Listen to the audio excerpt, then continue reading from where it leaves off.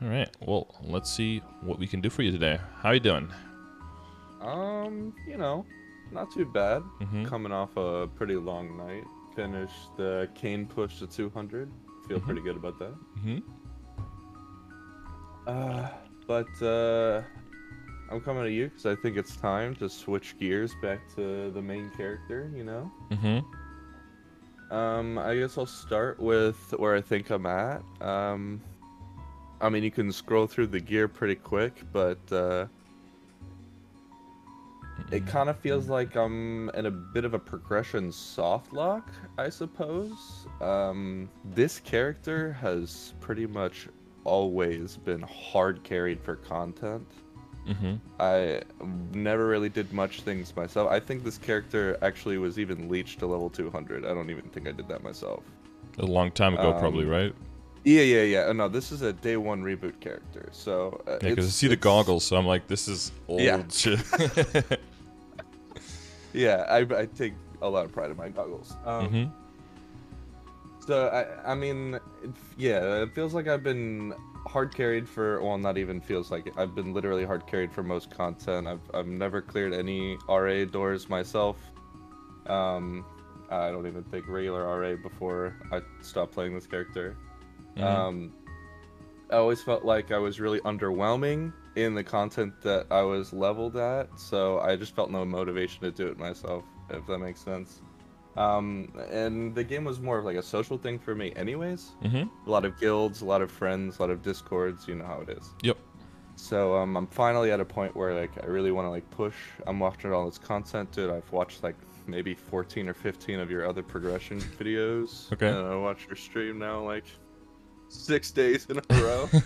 So I mean, I'm kind of getting into it. Mm-hmm. I've went and started playing, Legion and Link a lot more because I thought it was like a really easy way or a really simple way or a background way to like increase my damage Mm-hmm. neutrally as opposed to like sinking time, like re-rolling potentials or trying to roll Star Force and stuff like that Yeah, so because I Legion didn't Links have any. is more of a way of like funding your account rather than funding your direct character, right? Yeah, You build. I'm starting to learn that now. Yeah. Mm-hmm. It's a bit more of a slow push in the beginning, but once it gets rolling, then every other character just starts with so many more tools in their bag, and allows for much faster progression. Right. Yeah, that makes sense. Yeah. Super pushing. I mean, Okay, so that's very nice. the goal for me has always been, I want to feel like I'm not wasting my time training a character. Like when you're two-shotting, when you're three-shotting, when you're even four or five-shotting, it feels Mm-hmm. really slow. Not even just like experience game, like actually training or trying to clear like dailies and stuff just feels like shit. You know what I mean? Yeah, it can. So There is definitely the argument, though, that even if you're going slowly, as long as you're moving forward, you're moving forward.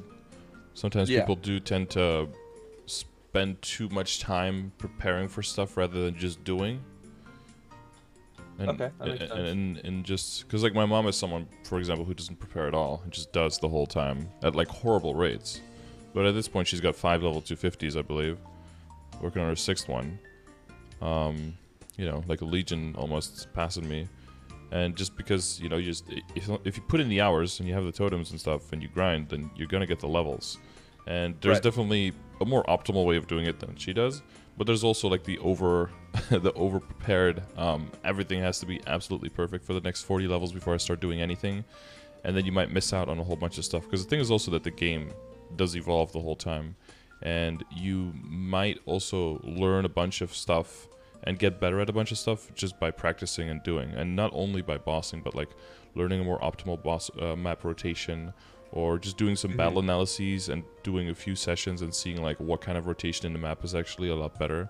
And you might find that getting way stronger and waiting until your assassin's marks can two-shot or one-shot or something, that's not Yeah.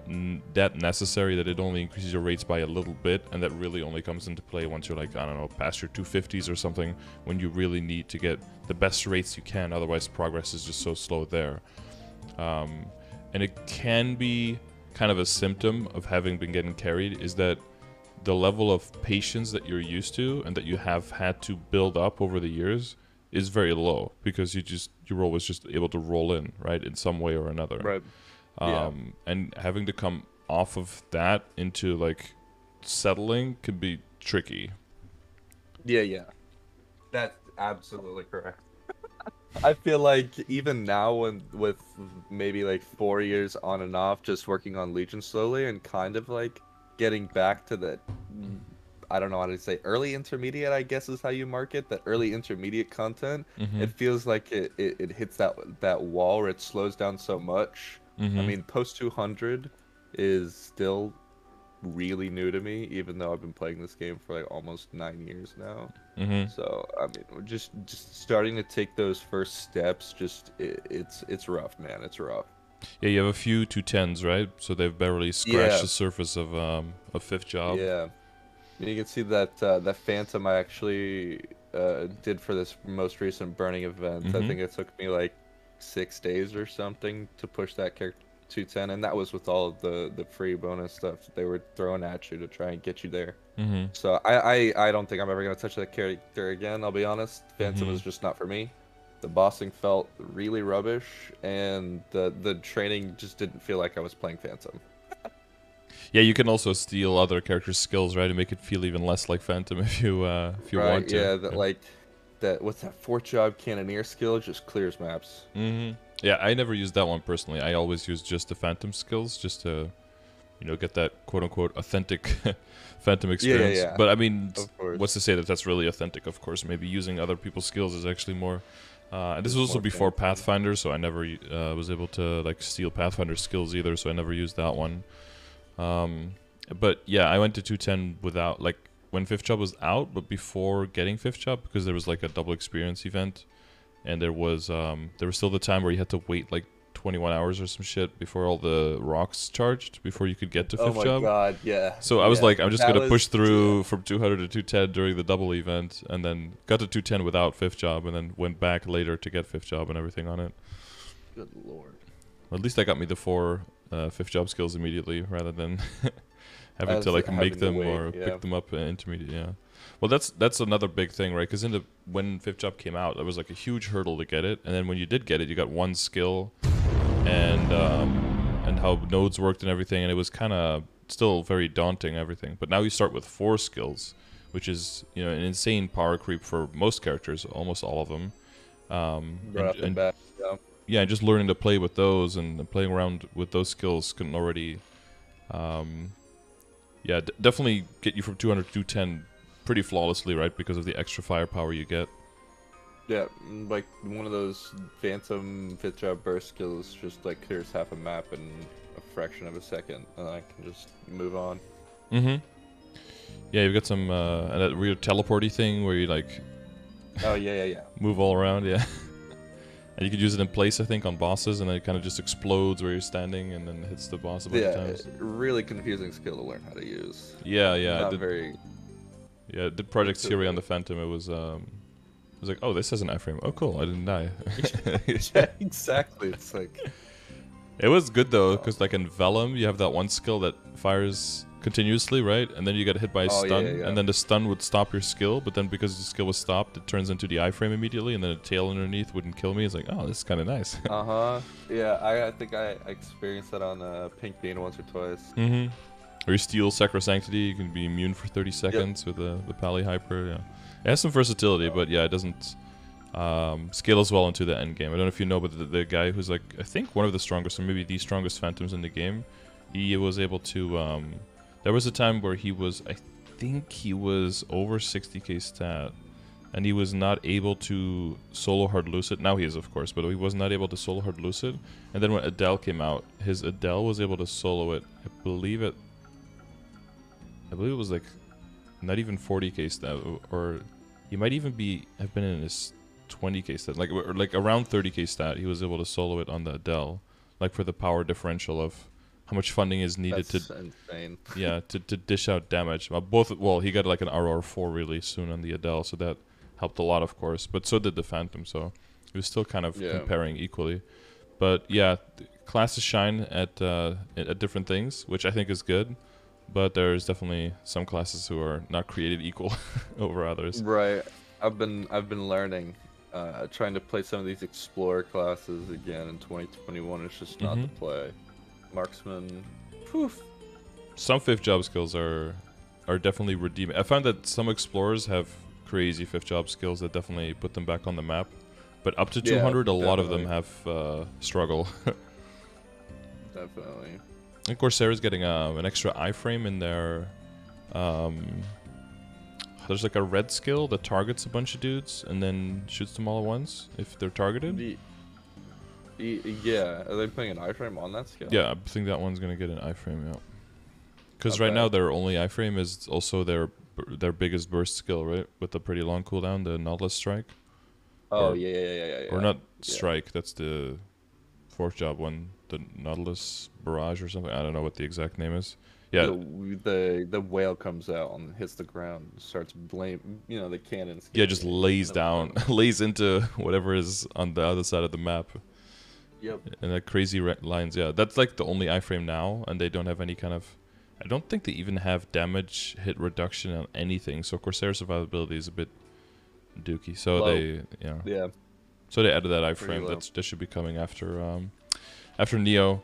But yeah, so that's the other thing. I do try to look at what is coming from KMS all the time as well. Kind of try to keep track of that. It's a lot of stuff, of course, and there's different release schedules and everything. So sometimes I'm a little puzzled, like, has this been released already, or is this still on the way? So try to keep up with all of that. It's kind of a lot, but so you've tried still quite some classes, but I would say, and you probably find that at this point also, that some classes completely change by the time they're 200. Absolutely, yeah. For the better. Some of these 200s, there's only a couple there, but some of them just feel massively different as soon as you hit that mark. Once you get those, like you said, you get 4 new skills as soon as you turn to 5th job, and some of those skills just change entirely how you even play the class, just mobbing. Yeah, the identity of the class just changes, Yeah, and I mean, that's just something I know I have to get used to, because everybody says now, oh, the game doesn't even start till 200. So I feel like sinking all this time into pushing this character to the 140 mark and trying to gap that like 140 to 200 is such a struggle sometimes. And then as soon as you hit the 200 to 210 takes like 2 days, just because so much damage boost, so much changes with how you play the class, with the maps you're even on. Like, let's be honest, some of those reverse city maps are just outrageous compared to some of the just before 200 maps. Yeah, the amount of experience. Yeah, not even the the experience, of course, is very different, but even like the percentage per hour you can get is way higher. Yeah, and the layouts, like some of those platforms are just so comfortable to move between, as opposed to like some of those maps in Twilight Parian, they're just awful. Well, and that's just it, right? Whatever rates you get depends on the maps, and whatever maps you go into, that depends on what how you can move and what the hitboxes of your skill are. And if you get a bunch of skills that have like a certain shape hitbox, and you can find a map that fits that perfectly, well, now you can just clear that map, right? And that's kind of the thing I like with the extra diversity you get from the skills and the diversity you get from the maps, and you kind of try to match that together. That's why I like it when there are areas where there's not just like one map that's the best for everyone, but everyone kind of, every class kind of finds their own map that fits their kit. I do like that. It's fun, just like kind of map to map, spend 15 minutes here, 15 minutes here, feel, this feel better, this feel worse. Am I even reaching all of the platforms? Is there like a lot of my time that's being wasted trying to go out of my way to get that one platform that's just housing now 20 mobs? Yeah, well, ideally it's housing out like 2 mobs, and then you could just safely ignore them, focus on the rest. Oh, I'm realizing I'm looking at my stat window that has none of my links on it. It has the Legion page, obviously, but it has none of my links on this character because they were all on my cane. Oh, I see, okay. Not that I think that changes a whole lot, but the crit rate would be at 100%. That was like probably the one thing that was pushing me for Legion the most early on. I was always like obsessed with having 100% crit rate, playing like that old assassin. Like I played assassin back when we were queuing for Kerning City Party Quest. Yeah, yeah. Mm-hmm. X-Listen style, you know, very comfortable, very easygoing mobber. One or two buttons at most. You don't have to worry about like 9 or 10, Yep. 15 buttons like Kane does. A little different. Yeah. It just feels comfortable to me. Mm-hmm. It's really relaxing, really like brain off kind of. I don't mind just sitting on a map for 6 hours farming if I don't have to do a whole lot to interact with it. You know, I can Mm-hmm. absorb a bunch of content on the side. I like watching Twitch. I like watching YouTube, Mm-hmm. anime, cartoons, whatever. I'll just on the side and doesn't feel like I'm wasting as much time. You know what I mean? Yeah. So Nightlord Maple is City is is the is the excellent. class, at least at this point, like the one you want to invest in. Yeah, I think Nightlord is just the way to go. It was my first class I ever played in this game, and every time I try something new, I'm like, wow, this is really cool. Mm-hmm. But Showdown just feels nice to me. I Mm-hmm. don't know how to describe it any better than that. Seeing all those stars fly around the map feels good. I really like the burst the class has to offer. I like how you set up for the burst. And just seeing those lines pump out is super satisfying for me. Mm-hmm. All right. Actually, I think this character was a dual blade originally. Now that I'm thinking about it, I think I job changed Ah. right after 200. So you feel like you traded up when you switched. Yeah, yeah, and I actually tried leveling a dual blade to 140 for that Legion at level 6 Thief Link, and The Link's good go, yeah. lord, Mm-hmm. yeah, fourth job dual blade feels a little outdated to say the least. Mm-hmm. Well, their fifth job is really solid now, so I guess it Yeah, I've seen compensates. some of those kills. Holy crap, the bossing on dual blade is just outrageous now.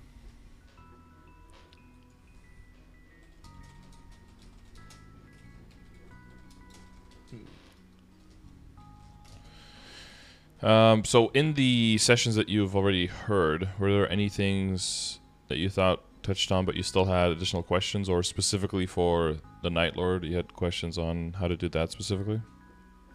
I mean, if we want to get into the nitty-gritty of the class specifically, we could talk about like bossing mechanics, because I'm not, you know, like I said, I've been carried for most content, so some of those easier bosses I can do just by like face tanking spells, just casting damage. Chaos Horntail, no problem, just sit there and push a couple buttons. Yeah, you get hit a couple times, whatever. But I get Mm-hmm. into like normal Magnus, and you can see this character is more than capable of clearing a normal Magnus. I still find myself dying out even now, just because either not got a good grip on the mechanics or not really sure how to rotate the burst damage this class offers. Mm-hmm. Spread throw being like his biggest damage burst, but trying to figure out, you know, how to set up for myself as opposed to having, you know, 4 or 5 party members ready to bind or however. Yeah. Yeah, that's one of the main things as the Nightlord is that you pretty much, if you're solo bossing, you will need the bind to be able to confirm your damage, because you need to get really close to your target. Yeah. And all of your damage comes from your burst, so you need, if you're soloing, you need to get the bind to confirm it. That's one of the main things, and that kind of sucks because that also means that you have to sacrifice another slot for that. So Nightlord is typically one of the classes where people tend to buy the extra slots early on, especially if you want to do bossing. If you're focusing on mobbing earlier on, of course, then you can get your levels a bit faster, and then that's your way to get extra slots. But otherwise, people would buy or unlock the extra slots if you want to focus on bossing. You do have a lot of extra skills that you throw on that will improve your burst even more. So there's like the Shadow Walker, and then also the Last Resort. Those will improve your burst by a lot more. Of course, Shadow Walker is like the decreases the risk, and then Last Resort increases the risk, so they kind of cancel each other out. But those two, Shadow Walker is the one that just makes you invisible, right? yeah, I think it puts you into Dark Side, lock Dark Side for a while, and gives you more final damage when in Dark Side, I believe. Yeah. I have one of those. Yeah, I'm looking at it. Yep. Don't think you have a Last Resort yet. Last Resort is some that people would advise as well me for like Project CRA to do, because it increases your burst by so much, specifically for this character. But I didn't really have that many slots. I didn't want to like fully max out and buy a bunch of extra ones. And also, it was still, I felt like it was too high risk for me, because you take way more damage, right? And you lose your avoidability, like you get hit way more and harder. Yeah. when you're in that skill, and I don't know, it would have, you know, sped the whole run up and everything, and if someone is really min-maxing their own character, they would do it. But for me, just to try to learn, you know, how to play a class from scratch, I said that Nightlord was one of the classes that I had one of the easier times on getting to solo CRA with. Around this level, but of course, like different level of funding, bigger legion and all that. Right. Yeah. And you could almost get to the point where you have to like find which skill is the least useful in a situation, like the what is the pink skill again? The like Dark Lord's Omen or. Yeah, the Omen skill. That's a newer. Yeah, it's called Dark Lord's Omen. It's one of the newer ones. That one. Bit of a strange skill. Yeah, like for mobbing, it's solid, right? You just put it in the middle of the map and just like it just clears out. Yeah. Yeah. For bossing, it does do a lot of damage as well. But like early on, if you're trying to learn the bosses and commit and like kill the bosses, that's probably the one I would switch out for the bind when you can get it, or Nova. Yeah. So that you can, you know, spread throw plus throw blasting, those two together, commit that damage.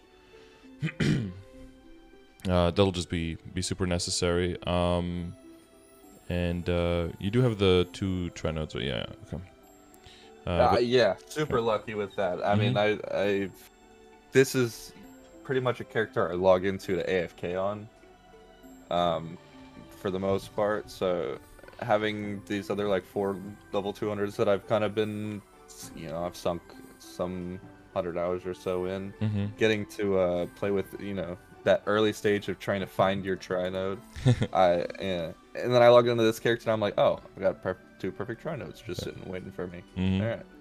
So I mean, there's a good bit of foundation already for this character. Yep. I'm excited to get into, but I feel really lost. I feel super overwhelmed. I'm not exactly sure where I should be focusing my time or my energy. I don't know if I need to if this is a character that needs to only be logged into once a day just to get some bosses because there's still gear I'm missing, or if it's something that, you know, I need to just play it. Just play the game, and you'll see improvement as long as you just keep playing. Well, you asked that first question as opposed to what? Like just working on your Legion more first, or? Right. Yeah. Exactly. I mean, I that's kind of what I'm doing now. It just feels like there's a couple characters I log into to do boss, and then I'll just be like, well, what class am I playing today? And I'll just start a new 1 to 140. And kind of just. Not that I have a problem with that. I really do love Legion as much as it is probably one of the worst mechanics the MapleStory has to offer. I think it's really endearing. Being super alt friendly has been part of the reason why I've always come back to this game, because I never feel like I'm really wasting my time. Of course I'm wasting my time, but I never feel like I'm really wasting my time. When are we not wasting our time, right? Exactly. But like I come back to the game, I always feel like at least something has improved since the last time I touched it, at the very least. Yeah. So when it comes to like your schedule, like what kind of time do you have available right now and like in the foreseeable future? Is it like an hour a day? Is it like 4 hours a day? Is it like only on weekends? What kind of? It's kind of like whatever time I'm willing to put forward to it. Right now I'm. Well, how much are you willing to put forth? I guess is the real question. Man, I don't really mind putting just pretty much all the time I have available to me. I'm not working right now. Just got out of classes for the summer. Right. Got like the next 4 or 5. Oh, I actually just graduated, so I've got like the next foreseeable future to kind of work on myself and decide if I'm going to grad school. So before that point, I have 4 or 5 months of just nothing to do. I see. Well, congrats. I feel like this would be a really good time. Oh, thank you. What did you graduate in? I got a piece of paper in the mail. Yeah. Computer engineering, and I've got a minor in music theory. Okay, nice. Good mix of something very mechanical and something very starts mechanical but is based on something more expressive, I guess. Yeah, you know how it is. Dad says you can't go to school for music, gotta do something that makes you money. So I was like, fuck it. Computer programming can't be that bad. You could do some there's that guy again that uses like that like makes his own music instrument, dude. The Winter Gatan dude. Winter Gatan. Yeah. Like, did you Yeah. combine like regular engineering and music? Oh yeah, that stuff's super cool. The effort that goes in.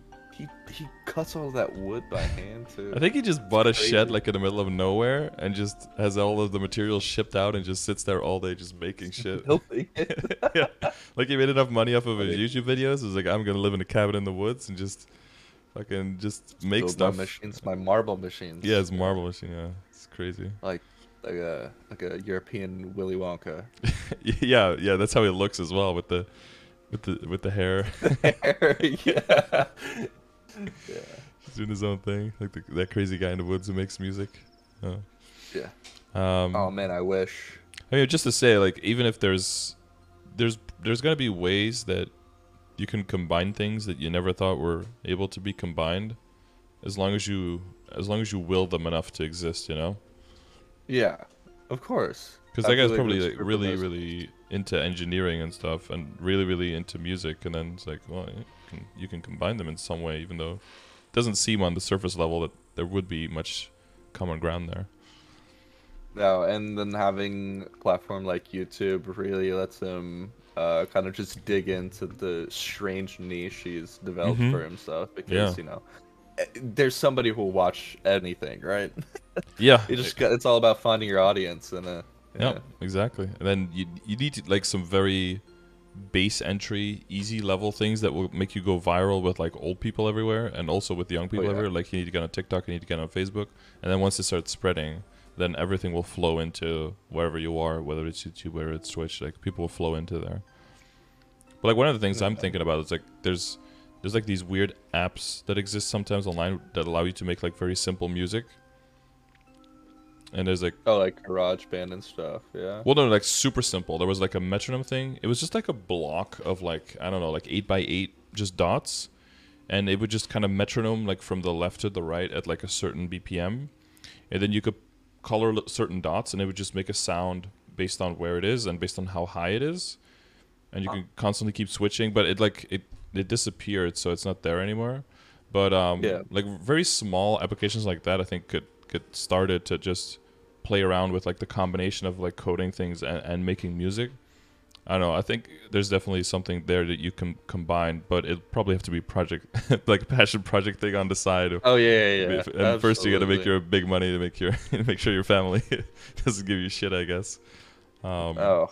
Yeah, but I hope if you're like really into music, you can still find some way to express that and keep, chasing that. No, I've got a couple outlets. I mean, this kind of get more into just me as a person outside of the game. But yeah, my sister going to high school, doing marching band, kind of following in my footsteps. And me, my brother, and my sister are all percussionists, drummers. Then she's junior in high school, section leader for percussionists, and she's having me come in and help like rewrite parts of their show and stuff like that, helping her freshmen like learn technique and whatnot. So I'm still kind of involved, but it's not That's cool.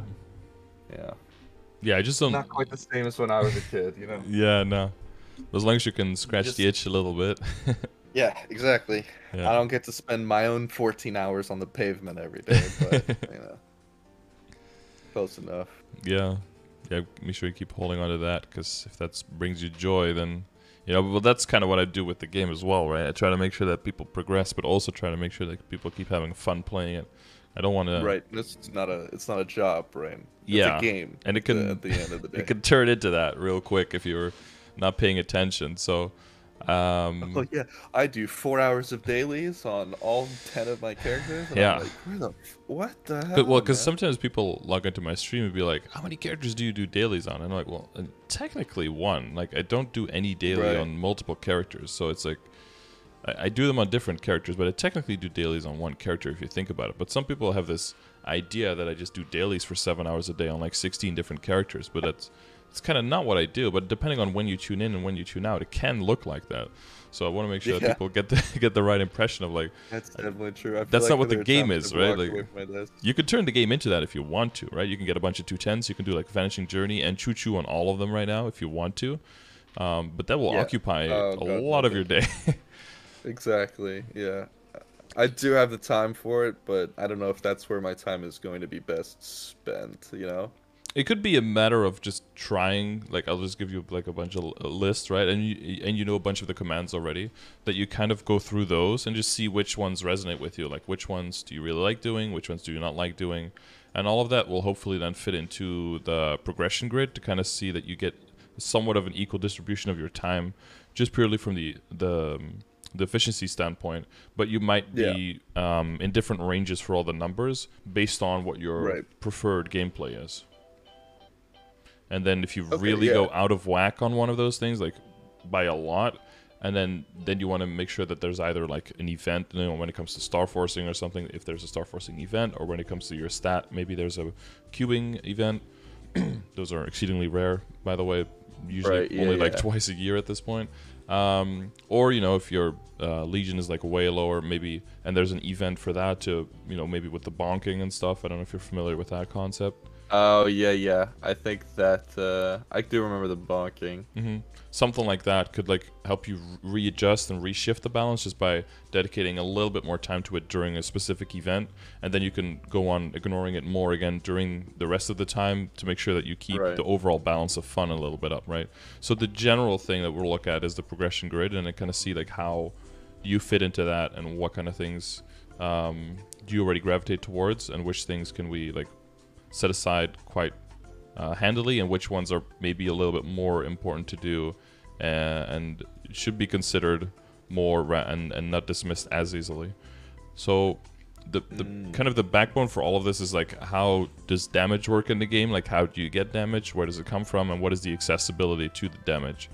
So the main thing that gives everyone the most increase in damage is final damage, and most of that is class inherent. And some of it is, and all the other stuff is like hidden, basically. Like, it doesn't show up in your stat window, so it's hard to see, but it does give you final damage. And the main two things for those is your nodes, because that gives you final damage on the specific skills, right? With the skill node, the boost node levels. And the other thing is the arcane power, which gives you a multiplier when fighting in the arcane areas. Yeah. So what's it, like up to 1.5 times, right? Yeah, exactly. If you're 50% over the requirement of the map, then you gain 50% final damage on the monsters in that map.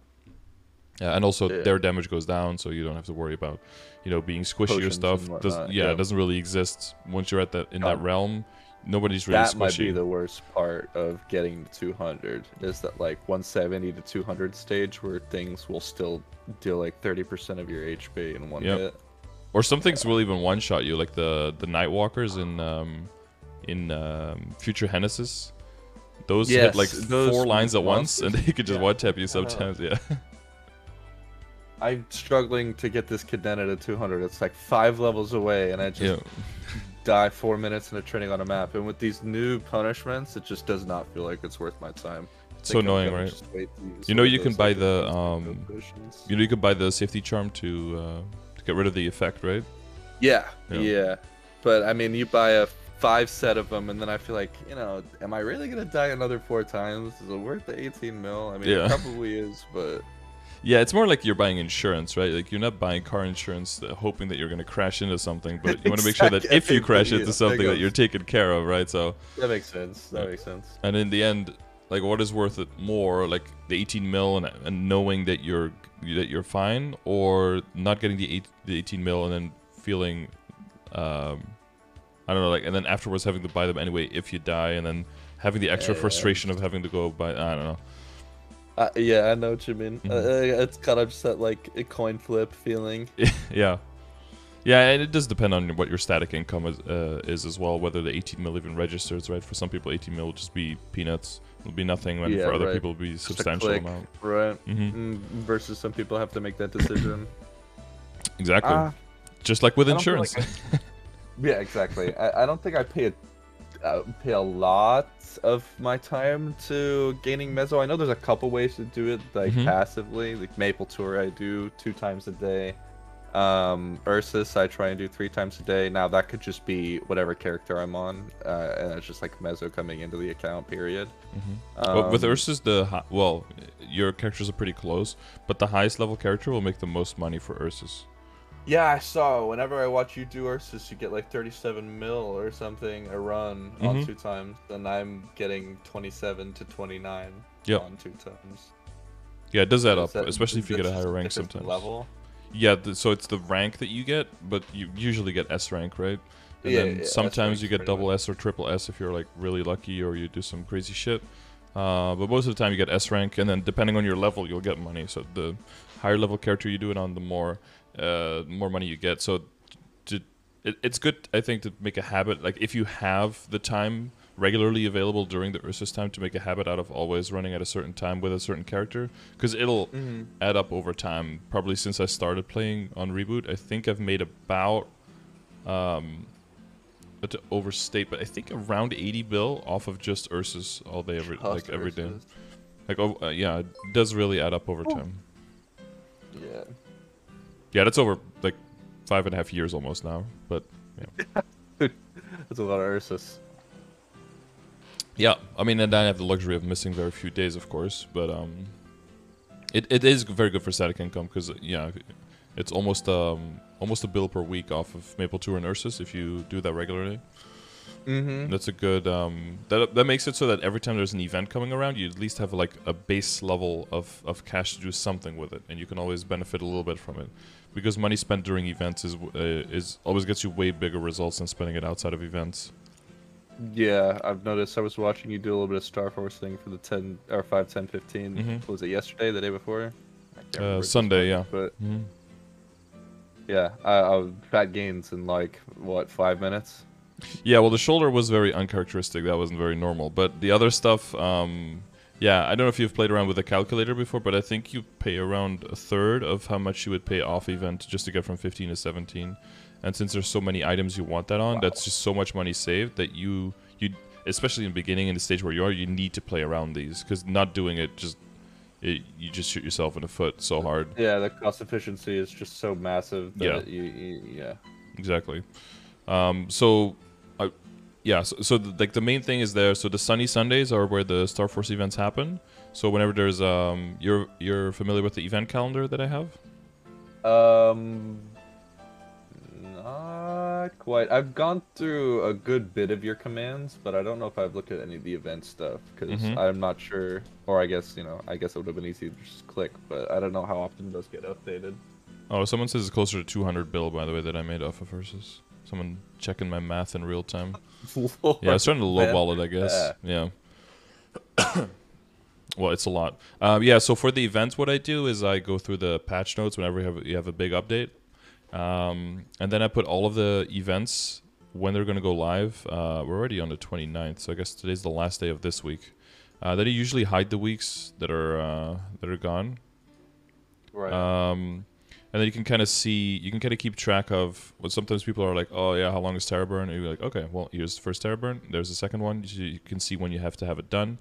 You can see when the new update is, when World Leap is for Burning World. That's not really for us. How long the shops are going to be open, and if there's going to be like a new skill to cap points. If you see like glaring white spaces that overlap with when the new update is, then there's probably something coming there, right? Yeah. If it's like grayed out, then there's just nothing there. That's kind of like how I try to keep this organized. I don't look at this myself much, but if you're just coming back. Yeah, because this ties into like the priorities of what do you do in a day. Because in general, there's like a general list of priorities of what you do per character, but events can really kind of shake that up. Because of rewards from a shop, for example. Like if you, for the long term, you want to go for the arcane gear and there's a bunch of droplets in the shop, well, that might realign your priorities. Because if you have to train an hour to get a droplet, or you do a bunch of bosses and then you can buy 5 droplets instead, like the efficiency shifts there temporarily. So Yeah. once you have in your head kind of the list of what is like the priorities of stuff to do and what are stuff I want to do, it's good every now and then, especially when we have a big patch like this, to kind of look at what are the events that are coming up, to get like event currency, and do you want the event currency or not? That's another thing, right? Just because it's there doesn't mean it's like, oh, now I have to cap on 18 characters every day, right? Always look at what is in the event store, what do I want from that, and how much is that going to set me back, and is that to me worth the time investing into it? If it's not, just don't do it. If it is, do it, and then nothing more to it. Don't waste too much time on, don't try to let the FOMO get to you of like, oh, but what about all this other shiny stuff? Like, there's always going to be shiny stuff. Just decide for yourself right now is like what makes sense in your situation. What do you have time for? What do you feel like doing? And then just focus on those things. And other than that, again, just try to have fun, right? Try to make it all part of the so the one thing, the other thing is the Sunny Sundays. That's like a batch of Sunday effects, and that's what the 5.10.15 is part of. So usually I just take a screenshot of this. I'm looking at these Sunny Sunday lists right now.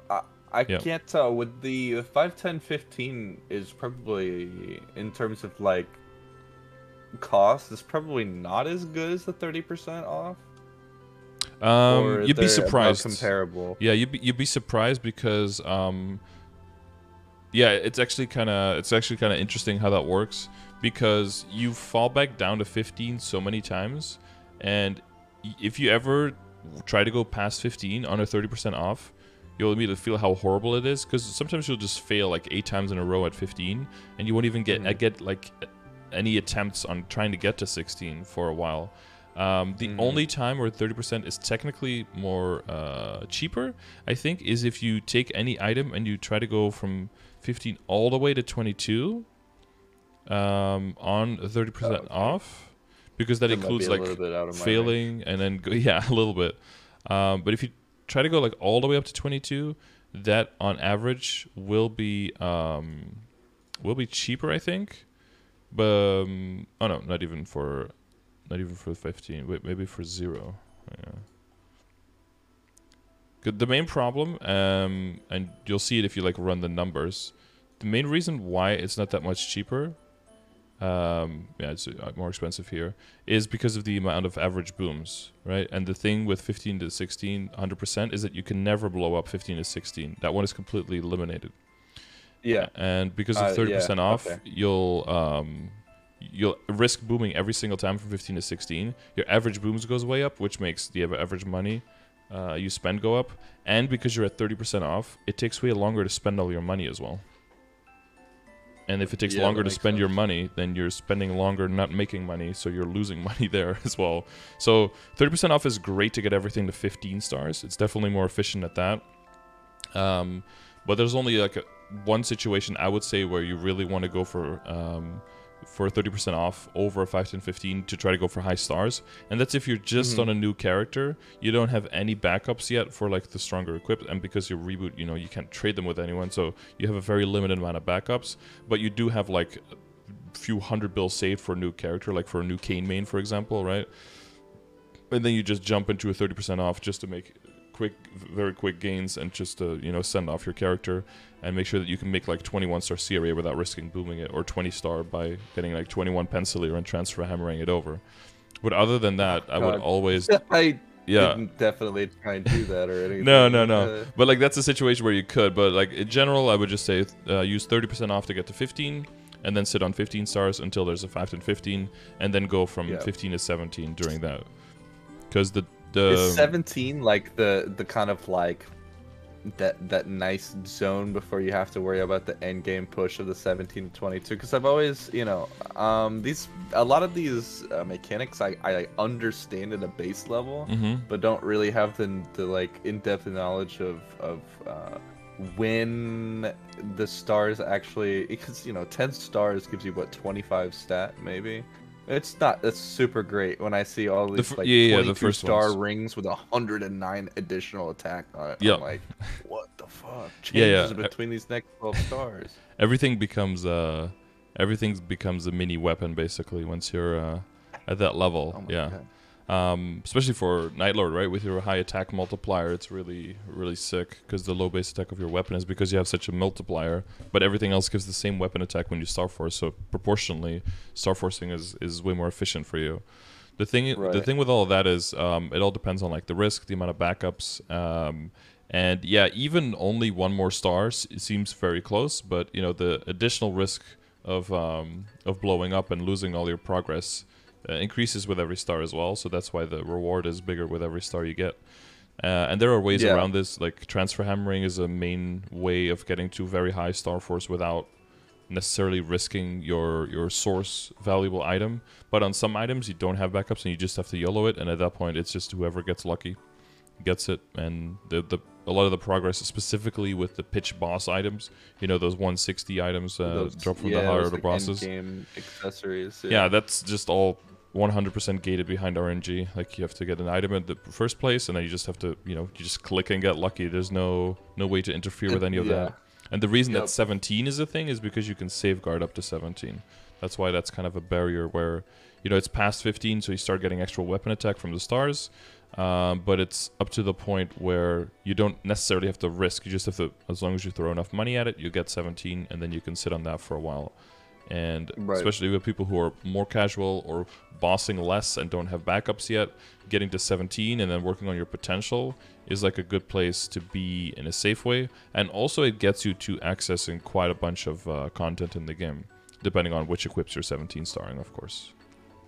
So there's kind of like an initial goal of hitting that 15 mark on most gear and then looking for that 17, or is it usually better to just look for 17 right off the bat?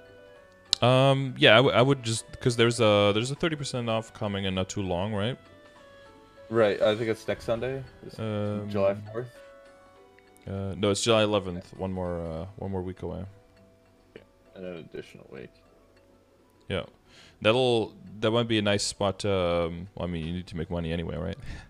That'd be a nice spot to try to get things to 15. And so the only things I would ever get to 15 are the things that eventually get past 15. Because, like you said, like the amount of stars you get up to 15 is actually, the amount of stats is pretty mild, right? You don't really get much from it. But it still costs you a decent amount of money. But then past 15, that's where the real money comes in. So going up to 15 is basically just like the entry fee you pay to get to the 15 plus realm. Right. So you only want to pay that on items. Getting the attack. Yeah, exactly. And then exception is the badge. The badge does not get attacked past 15, so it's kind of lower priority in that regard. But it does have lower amount of junk lines, so it's higher priority in Star Force in potentialing. So that kind of balances it out. Yeah. I feel always super afraid to like touch that badge at all. I mean, I've heard, you know, the horror stories of, you know, there's no more potable badges. You boom it and you're done. Join the Crystal Ventus gang. Like, yeah. Yeah, it's all going to be about that safeguarding. Yeah, I've got Ghost Ship on 2 characters, so I feel kind of, you know, like I have to play these 2 classes because this item is just something that nobody else can access anymore. But at the same time, you'll find a few thousand people in the game who don't have them, who are way stronger than you. So I mean, it helps you once you're in the upper end, and it's extra damage for sure. But I'd be cautious to let it like dictate what character you play. If you already like the character and it has a badge, I mean, that's a cool win-win. But if you enjoy playing the character and you enjoy sinking time into it, someone has that character, but you're like stuck with a character that you maybe don't love, but it has a badge, like they'll always get stronger than you because it's all about how much time you put in, especially in Reboot. And that's gonna win out in the end. Spend time if you're not having fun, right? Exactly. Or you'll spend less time, or time will feel like it's moving more slowly when you're not enjoying yourself, and then even mentally you'll be spending less time. So eventually, people are gonna overcome that. Plus, the people who are on the upper end of endgame who have overcome that, they'll have access to newer sources of damage faster, and they're typically more tryhard, so they'll play longer. So they'll eventually just overpower people without them anyway. But I mean, it still does add damage, and it's still a source, of course, that we want to take into account. But yeah, the main thing is going to be like safeguarding. So you can throw things into the calculator to see what you already have and how much it's going to cost. I think your item level, on average, is around 150, right? So if you have like 10 to 15, I don't know if you've worked with the calculator before. I'm watching you do it now. 30% off with safeguarding is, it looks like it's probably good to save about 500 mil per item. So if you see how many items you have, that's already going to be quite a lot of money, right? So it's 1, 2, and that's 3. just going to 2. That's just going to 15 stars. Whew.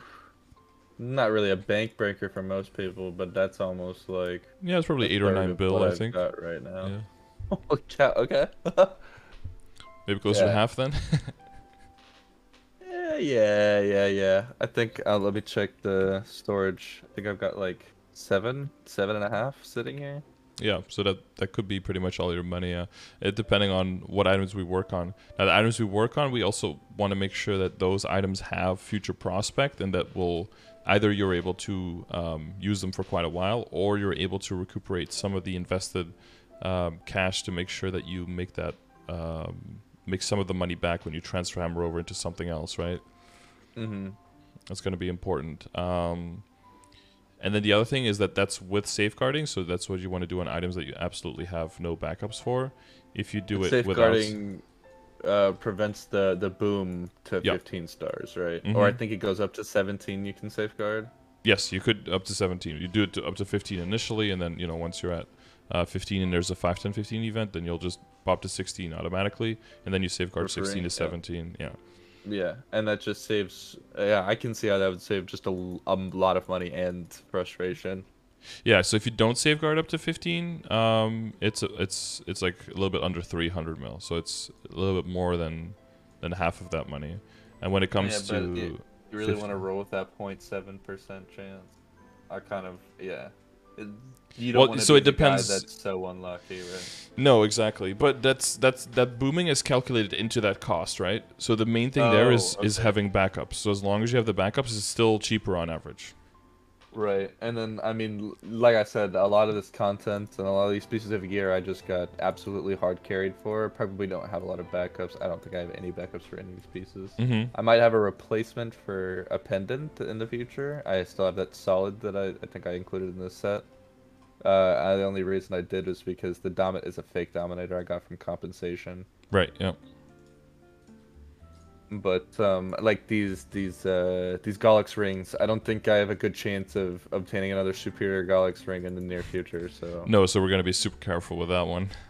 right, even this Kana's treasure, I don't know if I'm, not that I've even given it a shot, but I don't know if I'm even close to being able to clear like Pinot and getting a new one in the future. Mm-hmm.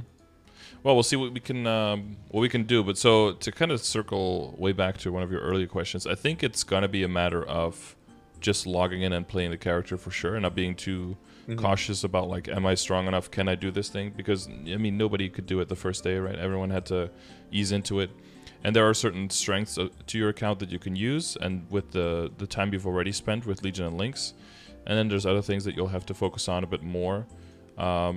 So if you look at the progression grid, I think you'll see that your Legion is probably where you want it to be, or maybe even a little bit on the higher end already. Yeah.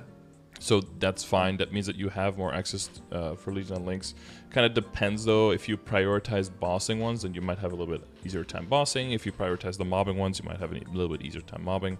Kind of depends there. Yeah.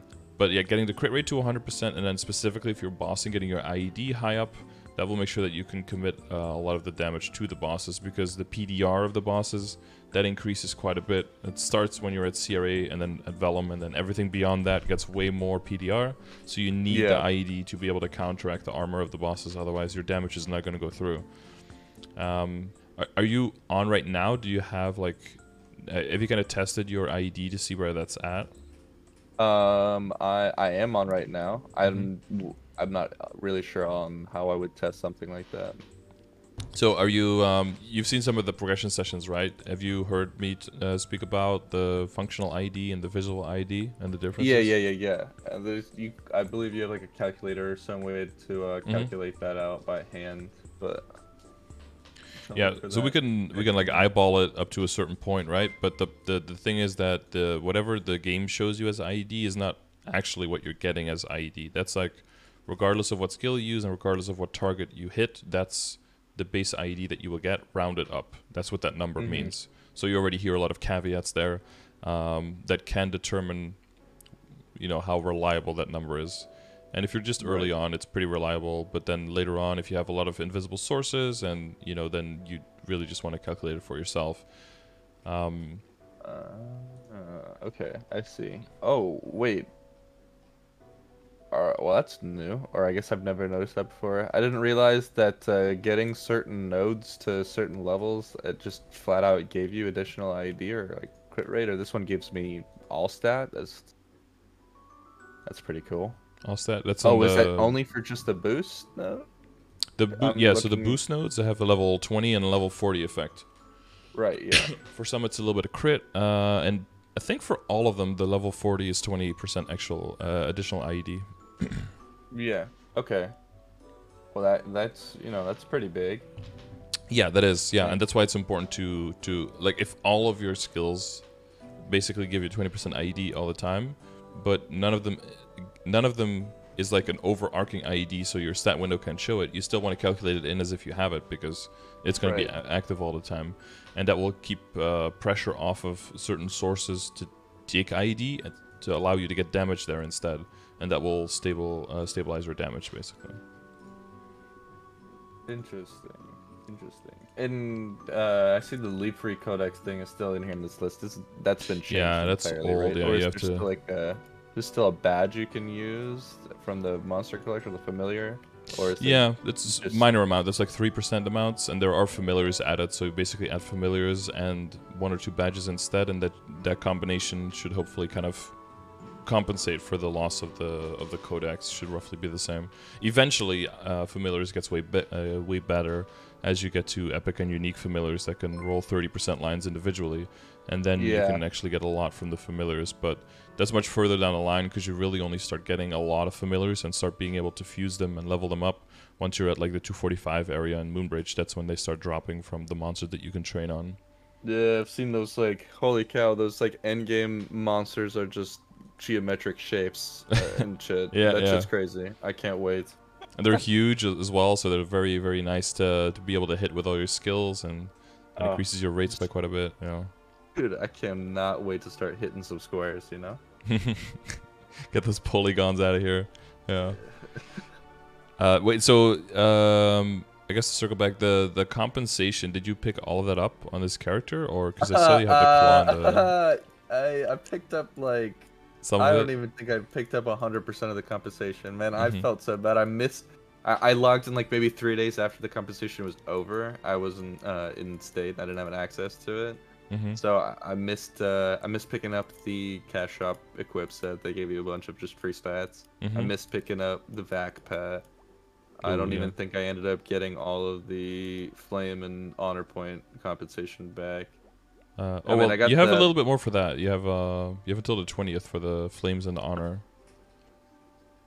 That one was extended because they fucked up and they had to do additional compensation. They extended that. Yeah. And the arcane symbols, did you get those? Because it looks like no, because you have 140. No, I don't think I did. Yeah, or maybe it was I 1,000 symbols you could pick up. Oh, maybe you did. No. But Maybe. I think it might be on my... Let's relog real quick. See, if I picked it up on anybody, I would have picked it up on the Shadower. Shadower has like 600. No, just kidding. Won't be that hard, but yeah, 1,000 symbols is a pretty big difference in terms of just like right off the bat damage. Oh, those early levels, yeah. Well, that's why we would circle back to the final damage, right? So I guess the one thing is the one things that are gonna be paramount to you progressing if you're like just logging in and just playing and experiencing the game. The things that are paramount is jumping on every source of nodes that you have. So event stores are the main thing, and then getting drop rate later to make it so that you can get more nodes dropped from monsters when you're killing them. That's going to be important. And then the other thing is doing symbol dailies, and then in like second string, maybe also trying to get symbols from event stores if you have enough currency, but mainly through dailies. That's where the power lies. Just every day doing the dailies, and early on, that's actually going to give you a lot of experience as well, because you're basically just training during that time, right? Like a lot of them are kill quests. Yeah. And just by you're essentially training and leveling pretty quickly. And like the analogy I always draw is like with my my Adele was level 213, I believe, and that's when I decided I'm gonna start doing dailies on the Adele. And there were a few of those like level up potions that I used, but they were pretty on the low end. Like they were only in the 220s and nothing like crazy up there.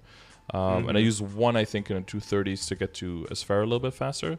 But I basically didn't train my character. All I did was just log in, do dailies every day, and that's how I got the Adele from level 212 or 213 around there to 235 to be able to get all the areas unlocked. Arcane just by River dailies.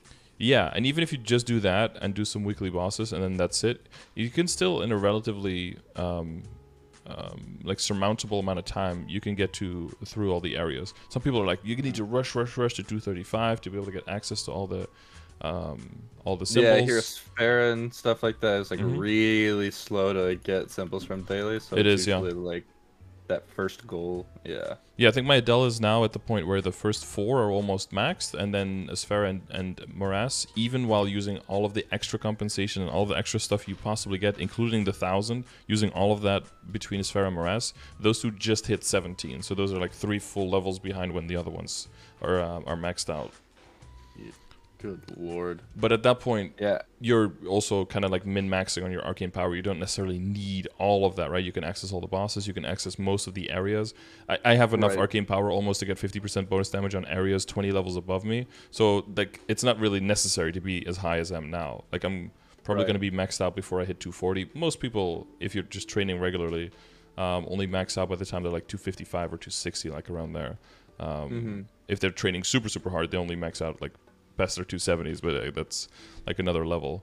So the main thing is like get nodes where you can, and then symbol dailies, and if possible extra symbols, because those are the invisible final damage sources, right? And then because then you want to level up your boost nodes first with those node stones. Typically it kind of depends on class to class, but for you it's going to be pretty important to do the boost nodes, because Assassin's Mark does a lot of damage on your main attack skill, of course, and you want to be able to train at a reasonable pace. So leveling those 2 boost nodes. Typically, I keep investing in boost nodes, and you know how it works with crafting nodes and everything? Yes, I've with the I've shards played around and with that. Yeah, enchanting. I've had a small bit of experience that actually. Like I said, I'm dropping that Phantom pretty much no interest. If I ever come back to that class, it might just be when I have still have this like temporary Fafnir gear. I might be able to, like, you know, if I get some mechanics online, I might be able to cheese 3-door CRA so it's not naked if I ever decide to come back to it with the Sacrosanctity and having like 9 iframes. Yeah. Phantom with Cross Surge can reliably like cheese most bosses. Pressures and Final Cut. A lot of final damage. Yeah. Final Cut plus Cross Surge, I think like almost triples my Phantom's range or something absurd. Yeah, unironically, it's so much final damage for sure. I do have my CRA runs with the Phantom are also on my YouTube channel, so maybe you can see some stuff that I did wrong and do them better, or find some tips. I need that bossing tri-node first. Hopefully I get like a melee or something that can, or Cote Blanc, one that can help increase the damage, because pretty much I think the only boost node I have on that Phantom is like a training node that helped me push to 210. Yeah, the main thing was for the Phantom is a lot of people were disappointed that it didn't use Penumbra very much, because apparently it's like a pseudo iframe plus an IED debuff. But where it like kind of like puts you up in the air weirdly and lets you dash like diagonally back. It just, people are like, oh, you have to use it on Vellum. I'm like, dude, I barely, I'm trying to survive. Like, I'm gonna get hit by rocks left, right, and center if I use that skill. I need a bit more practice before I get into that those shenanigans. But it would be nice, because that could be another thing to kind of hold you back from ever playing the character, is like the next time you log into it, it's naked. That usually is a good motivator to be like, or like a good demotivator, I guess, to make it so that you don't log back into it. It feeds back into that loop of needing to get carried for content, which I kind of trying my best to escape. Yeah. I think it's fine once you're like strong enough on your main that you like exchange carry or something, right? You're like, exchange carry, that makes sense. As like opposed to like, if you have enough backups and you're like, I'll rub your back, you rub mine. Can somebody help me with H-Man? Something like that. It's the back of the day. People no, I still see it. I still see it all the time. Just people walking around asking for CRA and HMAG carries. I think it's when people start, like, they're burning characters and they just blindly follow some guides, do Easy Magnus, and then realize they can't get 5th job on that day because they already did Easy Magnus, and then they need an HMAG carry to for the progress. Yeah, that's a pretty common one. It's kind of, that information is very guarded until you get to that point, so it makes sense that a lot of people will run into that. Aren't ready for it. Yeah. Okay, we have about 25 minutes left, so let's make sure that we keep making progress for you and that we keep getting towards the intended goal. So with Legion and Lynx, as long as you steadily keep growing, yeah, you say you take time to get to 140. Is that what how you enjoy going about it? Personally, I like getting to 100 and then just Zakuming my way up to 140 and kind of not worry about the I character. absolutely, I don't mind at all, like, actually hand training the character all the way to 140. What I find usually is if I pick up a new character, 1 to 100 can be as depending on the class. Like, obviously some of these more outdated classes aren't as easy to train, but like 1 to 100 doesn't take me any less than, you know, a day.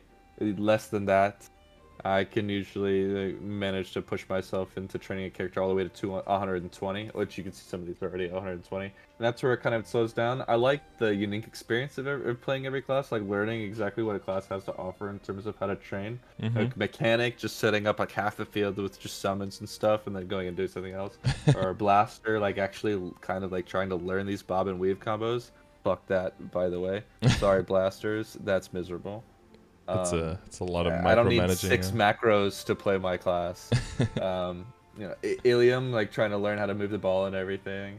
Stuff like that I find really entertaining, and it keeps me coming back to the game. And at the very least, you know, if I want to drop the character for a couple days, I can come back to it, and you know, I don't feel out of place. But maybe for some of these more frustrating ones, it'll be an easier time just dropping it off at Zakum, and what you just do, like Zakum once a day on the character to slowly push it to 140, or yeah, basically you just log in, Zakum, log out, and then just don't look back. Especially on the character, the ones that you don't enjoy, just park them there and park them at the door and don't look back until 140. Because the main thing you want is that 140, not necessarily for the Legion levels, but once they get onto the board, you want to make them have 3 spots rather than 2, right? 3 spot, yes. Yeah. I noticed a lot of these 140s were actually just dead in the water 120s that I had to, like, you know, like the marksman, for instance, was just like a 120. I was like, man, that 1% crit rate and that 1 extra square on the block might just be worth it, so might as well.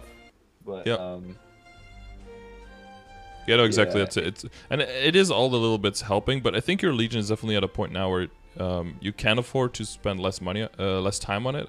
But I'm not going to tell you like stop doing Legion if that's what you enjoy, right? That's still completely up to you. Oh, but trust me, I'm waiting for the end of July. Like I've already got 0 planned beast tamers ready.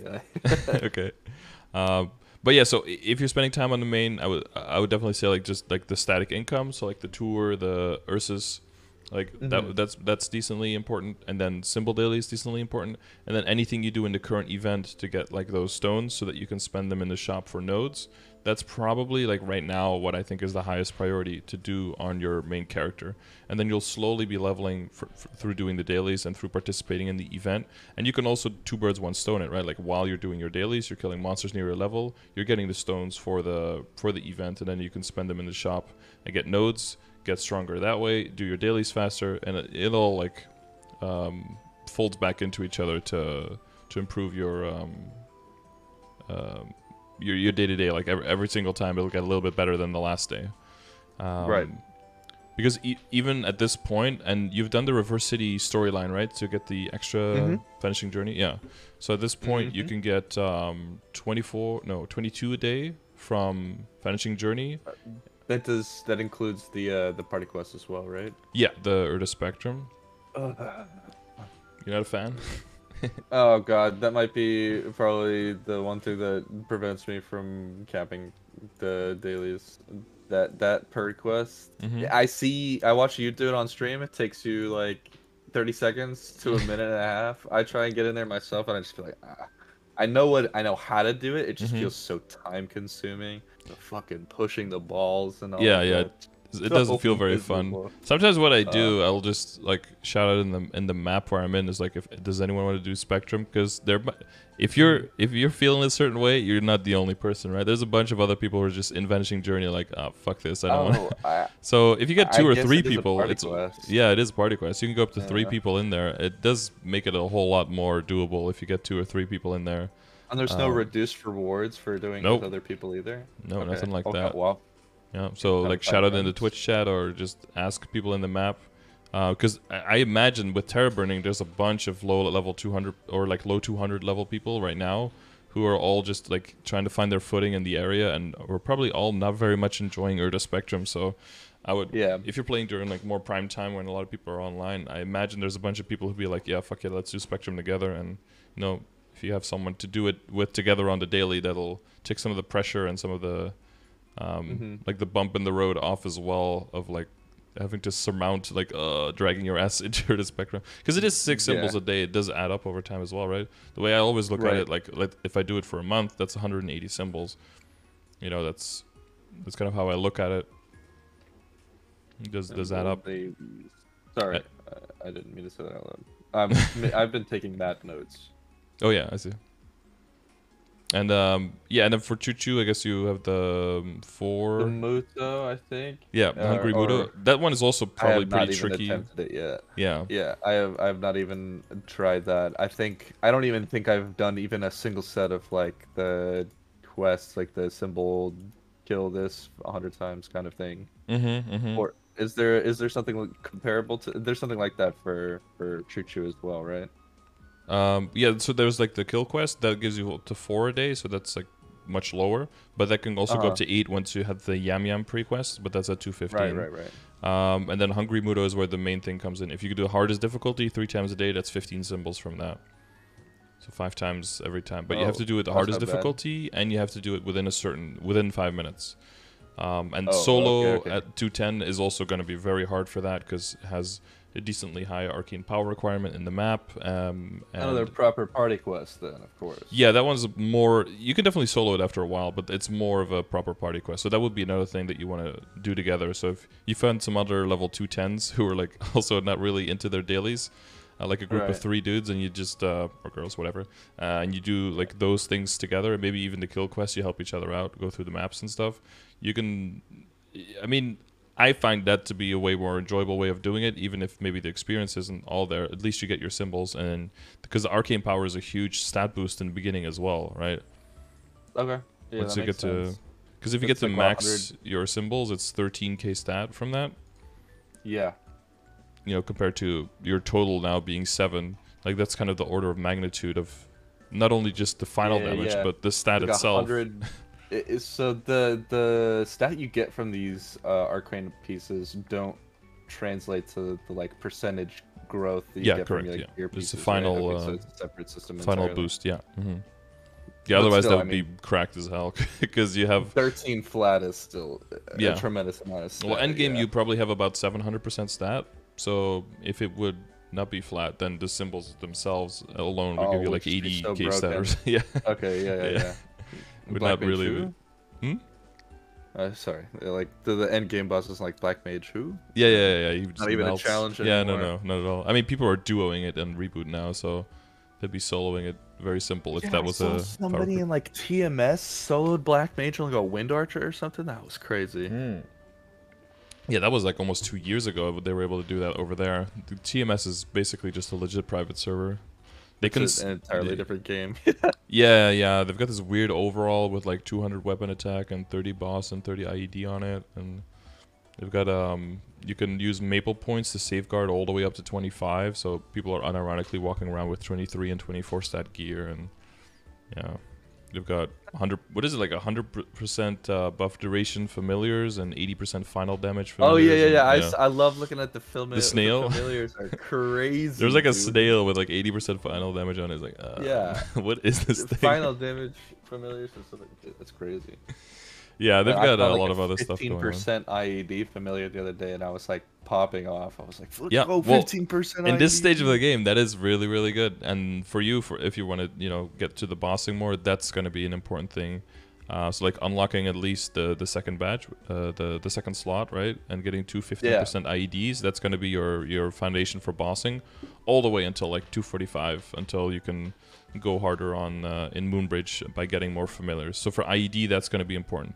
The other thing for IED that's going to be important is to for Legion and Links to kind of focus on those, which I think you already have made some of those, right? For the IED ones, I have, I think, a level 4 for Explore Mage, and I think I have the level 2 for Luminous as well. Yeah.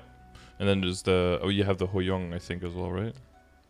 Oh, does Hoyoung's Link give IED? Oh, it does. As opposed to like, I was more focused on the 14% damage. But yeah, but that's only on the first hit, so that's more shiny than then really useful. Well, I mean, if it gets you closer to one-shotting, Yeah, you know, no, that's true, that that's was true. at least where in my mind that was more of the appeal was. Well, this is, you know, Yeah, the ID is more every step to closer. if you really need like a lot, then you can lean on that a little bit. And the zero link gives ID as well. So these are like all that you could rely on, but like the Hoyoung and the zero is only 10%, so you would eventually phase out of those as soon as possible into more damaging. But they can help you bridge the gap because the main thing is getting the superior Golux set completed, right? To get that 30% ID Yeah. chunk. Yeah. And I don't believe you have that one completed, right? No, I got the ring and I got the earrings because those came from the shop, and every Helix carry I ever got just dropped either cracked or reinforced gear, nothing ever higher. Do you have So, a bunch of the little unlucky. old Golux coins still? I have, let's check. I've got 83. Okay, that's not too 83 much, but you Golux can coins. exchange those for new Oh no, coins. these are the new ones. Yeah, these are Okay. the 80. I got 83 of the new Golux coin. I don't have any of the pennies because I haven't. I'll be honest, Golux was never content that I touched myself. It was like, yo, you have to do these pre-quests, and I will take you every day because this is just an important aspect Oh, of getting stronger. I just did it. Everyone looted their own coins in the past, right? Or how was Yeah. Yeah. But they There would was, stop sometimes looting coins because you couldn't rebuy. But you don't have any of the green Golux coins? I might have exchanged them all already. Oh, okay. Like oh yeah, well, if you as the, long as you're familiar with the exchange, then that's all I'm really looking for. I've been into the heart once or twice since the revamp, but since it wasn't content I was ever doing myself initially, I didn't spend much time there. Okay. I watched, videos of like, oh, Helix solo, level 240, 5 million and a half range, and I'm like, okay, that's a little bit outside of the spectrum of what I think Nightlords could do it really right quickly back in the day. I think they still have a decent time, because the Assassin's Mark can hit the potatoes on the bottom. But you have to find some perfect sweet spots to stand and stuff like that, and with the distance from the boss. I'm not super familiar with the Helix mechanics for every specific character. There's definitely a bunch of them that have some cheese strats that they can use. I'm not intimately familiar with all of those specifically. That would be a question for another Nightlord. But I think you can get to the point where you Helix at it decently fast. But by that I mean, like, it's still in your 220s, right? 225 plus or something like that. Because you do need the IED. He has 250% PDR, so you do need to make sure that your IED functional is definitely over 90%, probably at least 93 or something functionally. And then at that point you'll be able to kill it more reliably. So that does mean that for a while, even with the familiars, you're probably going to need at least one line of IED on your emblem or on your secondary. Preferably on your emblem, because the secondary also could get boss damage, so you'll have more outs there. Right. Okay. Alright, that makes sense. You can't get boss on the emblem, is what I'm hearing. Yeah. Okay, but you can get attack and IAD on it. Yes, exactly. Yeah. Alright. But then Does that mean... yeah. Sorry, does that mean the secondary is more valuable? Or the emblem is kind of just like an easier starting point for increasing range, I guess? Yeah, emblem is the easier starting point because it also has fewer junk lines. Secondary has more junk lines, so on average it's more expensive. You have more outs, but it's still more expensive on average to get what you want from that. Yeah. And the weapon is locked, so that's kind of a non. I think I included the Fafnir that I kind of put a little bit of effort into. I mean, it's not great, but unique WSE is not a bad place to start, I would say. No, for sure. That's the place you want to start, definitely. So that's the priorities. So the list of dailies in my dailies command is like possibilities of things you can do, but I already talked about like which ones are most important. I was going to ask you a quick question. Like, I'm looking at this. This is an impossibly long list of bosses, and you can only sell so many boss crystals a week. How do I go about determining what is and isn't necessary? Like, at this point, I don't know if Zakum face accessories are absolutely necessary for my character at this point. I've got the 2 Sweetwater accessories, but I also understand that having the boss set of accessories, like 7-part set, gives you 10% IAD, or like a 9-cent gives you even more boss damage as well. Yeah. Are there pieces of gear that I need to be like backdating to try and look for a more comfortable way to like circumvent my kind of progression softlock or like my gear softlock, or is the setup I've got right now, is that like okay for pushing myself into soloing some of this content that I've already got pieces for? Um, Basically the latter. I think you're gonna be fine. Because of the thing, like a lot of people will have to spend a lot of time getting event rings and stuff since you already have the rings from before. You know, being able to 15 star them and then after that 17, you'll basically get the same stats as the full event rings, but you can divert all of your resources from the event currency all towards nodes and symbols instead and make gains there instead, where other people have to work on the rings first. So in that sense, this character will have a benefit there. When it comes to the boss accessories, those are definitely good sets, but if you already have the alien fragment stuff, which is kind of expensive to invest into, but you've already done that, I wouldn't say like abandon all of this and go for the accessories, for the boss accessories, because that basically means you're going to be like paying double because you've already paid this money on these guys, and you can't salvage any of the value from these because they're level 180. And there's no way to transfer them up, yeah. Yeah, and you won't make like huge gains or anything from that. So I would just focus on what you already have, build around that, and I think that's a solid enough foundation. But like per item, we'll kind of like check what is the next on the list for this item, I guess. But there is definitely what you mentioned before, like with the dailies. I think there's definitely a group of people who are like, okay, I have to make sure that I maximize every single week all of the crystals that I can sell to the collector to maximize Mezzo. But I think in doing that, I think you are foregoing a lot of progress for your account in other areas and actually hurting your progress, I think. The main things I think that would be useful early on, but this is purely if you need to make money, would be to do the bosses with the crystals that are like around the 7 mil mark. Once you can do those, so that's like normal Magnus, Hard Von Leon if you have it unlocked, which I think you do because that's how the shoe, right? Yeah. Oh my god, Von Leon was the first boss I taught myself the mechanics for. Very proud of that. Very proud of that. It took about like if his eyes light up, run away. Yep. That's the main one. If you get hit by that, you're fucked. You gotta get out of dodge. What is it? Normal Papalatus. Hard Remaru if you have enough HP. That might be a long time for you as a Nightlord because I can do. I think I can clear Hard Remaru.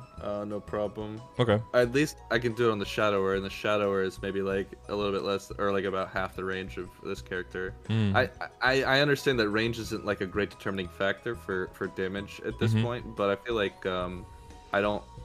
If for that like that 3-200, I feel like it's still a pretty good baseline for measuring my characters against each other because I don't have all of those hidden sources of final damage increase that we were talking about earlier. It's a bit better of a source, but you'll once you play hero like the Explorer Warriors, for example, have like insane amounts of final damage, and their range just doesn't compare. Someone would be like, "Oh, I only have 300k range," and someone else can literally have a million range, but be doing less damage than you. It's the further you go, the worse it gets for sure. But you can kind of use it early on. But so I guess normal arc, like once you could do these bosses, these might be worth doing on the daily for the crystal. And then other than that, I would just get out basically. The one other thing you can do if you want to is focus on double S soul shard tiers. Stuff. Yeah, so that would also be Magnus, so that overlaps. The only extra would basically be doing Rudibus, Queen, and Vellum. Those have double S tiers. Right, Queen and Vellum. Pierre, it's because they have... Okay, well, that'll be my next question. What determines, like, the viability of a soul? Is it just... Some of them I know understand have, like, summons that you can place down on parts of the map? That's the only one for that is normal Lucid. All the other ones that are summons are just they follow you around where you are. But the normal Lucid is a stationary one, so that's why that one has like endgame more value, or late game and endgame, so that you can cordon off part of the map and just have it do its own thing. But even then, it's only for certain classes because of the calculations and how that works. Some classes will not really benefit from it much because you'll like 18 shot with the summon, which it basically means it's not doing anything. But specifically mages and Kanas love... well, depending on how strong you are and what class you are, the Lucid Summon can do a lot. Okay, that makes sense. Alright, then what determines like Vellum and Queen being double S versus like Pierre and Chicken? Well, they just are. That's just how it's... they're just grouped together like that. Okay. There's a Oh, soul it's like command it's for like it, but they just have tiering tiers. them. Yeah, Oh, yeah, okay, exactly. okay, There's a okay, tier that B, makes tier sense. A, tier S, and then tier S has the Bean, Pierre, Von Bon, and Ursus, and then tier double S has these. And then the main thing is that when you use them on, and it's a tier double S, it will get it'll get some of these stats, and these are just like higher potential outcome stats than the other ones. So there's potential for better gains, passive stats, and then the combination of the passive stats of it being Okay. a double S magnificent, plus the combination of it being of giving Okay. us All someone right. that you want. The combination of that will determines how good they are and how much you want them. That makes a lot of sense. Okay, let's see. I know we're kind of running up against the time, but Yeah. I did have like one or two questions Yeah, go left for that it. I Yeah. wanted to ask you. I already kind of covered this part. Uh, we've kind of gotten into it, but in terms of like daily and weekly content that's worth pursuing, I'm not exactly sure. Like there are specific pieces of gear that I know what the next step is. I'm not exactly sure how you go about the next step for these things, like the shoulder, the glove, the cape, and the boot. I know the next step being Absolab. I don't even know where to begin with that kind of stuff. That was a little bit fresh right about the time that I'd stopped playing this game as much on the end game phase and started like sinking time into Legion. So I'm just not really sure how to even begin stuff like that, or if that's like absolutely necessary for the next step, as opposed to just working on the gear that I have now. Yeah. I guess. Yeah. If there are anything besides gear you still have questions on, we can like dig to the gear and kind of go Let's equip by equip. let's talk about Flames then. Yeah. Flames were a brand new system right before I stopped playing this game as much as I am now. And Flames, and you can even see like I was playing at a time that we still did Dimension PQ, so Yeah. Flames aren't really, I kind of understand boss advantage versus non-boss advantage, and I kind of have the idea that you're looking for a hit of main stat, a hit of attack, and a hit of like all stat percent. How valuable are Flames versus like spending money on Flames versus farming gear for Flames? Farming gear for Flames is really only like early and mid game. And then later on, once you have the equips you want, that is more important than what flame it comes with, and then you end up flaming it afterwards. That's typical. Yeah, and that's typically after. So because there's no events for flames, we do focus on the the event calendar, looking for the sunny Sundays and looking for when am I gonna be star forcing and when am I gonna throw the huge amount of money when it comes to cubing. Flaming is definitely like the lowest of the three in how much you can gain from overall stats. But when you're looking at end game and seeing how much you get in total from all of your flames combined, it is a very sizable chunk. But because there's no events surrounding it, it does have the lowest priority of the three. You tend to just do it whenever you get one from bossing. You throw them on whatever item can make the most gains. But other than that, you kind of sit on your money for the other stuff first, and then depending on how far you're going, when people get to like 17 stars and all of their stuff is legendary with like 2 lines of potential that are useful for them, that's usually around the time where they also start working more on the flames. But you really specifically want to do that when you're on the item that you know you're going to hold, because flames never carry over with transfer hammering. Right. So that's why that's why they're also lower priority, and Starforce is higher priority because you can maintain some of those gains into higher level gears. That makes a lot of sense. I did notice that it appears that when you're transferring over gear, the gear you're transferring onto keeps its flame, but it receives the the potential from the last piece and the Star Force -1, obviously. Yeah, it receives the potential up to epic, like equivalent lines up to epic. So if you only up to epic. Yeah, if you do unique or a legendary item, it goes down to epic, but it gives the equivalent lines, like it translates them over to the epic tier. It even would keep prime. So if you had like 9%, 6%, 6% luck on unique, for example, and you transfer hammer it over, it would come out as epic, but with 666, so with 18%. So it would keep prime lines even. And 18% on epic isn't necessarily bad for if it's on a better equip, right? So that could carry you over, and so you can wait until the next big event or until you have a large chunk of money, and then you start reworking the potential. Yeah. Okay, that makes sense. Yeah. But again, for all of then, these, I do have commands as well, like for star forcing and for transposing, how that works specifically for transferring hammering, and what gets carried over and what doesn't. So you can always double check on those videos first if you have like specific questions on that, or before you really are getting started with that, because transfer hammering is a very important way. We'll get into a little bit with the equips now, but it is a very important way of transferring investment from one to the next, and also risking. Or lowering the risk of blowing things up and facilitating your progress to the higher star gear. Yeah, that makes sense. All right, and then right before we do slide into that gear, I do have that one more question. Mezzo, like we've talked about, isn't like I'm not pulling in massive amounts of mezzo. Where am I supposed to split my time between cubing versus star forcing? It feels like there's a break point somewhere where one becomes more valuable than the other at specific stages of the game. I'm just not sure where. Like, I have all these pieces of gear at 10 stars and epic with at least 6%. But is the next step more starring? Is the next step cubing? I'm not really sure where to go.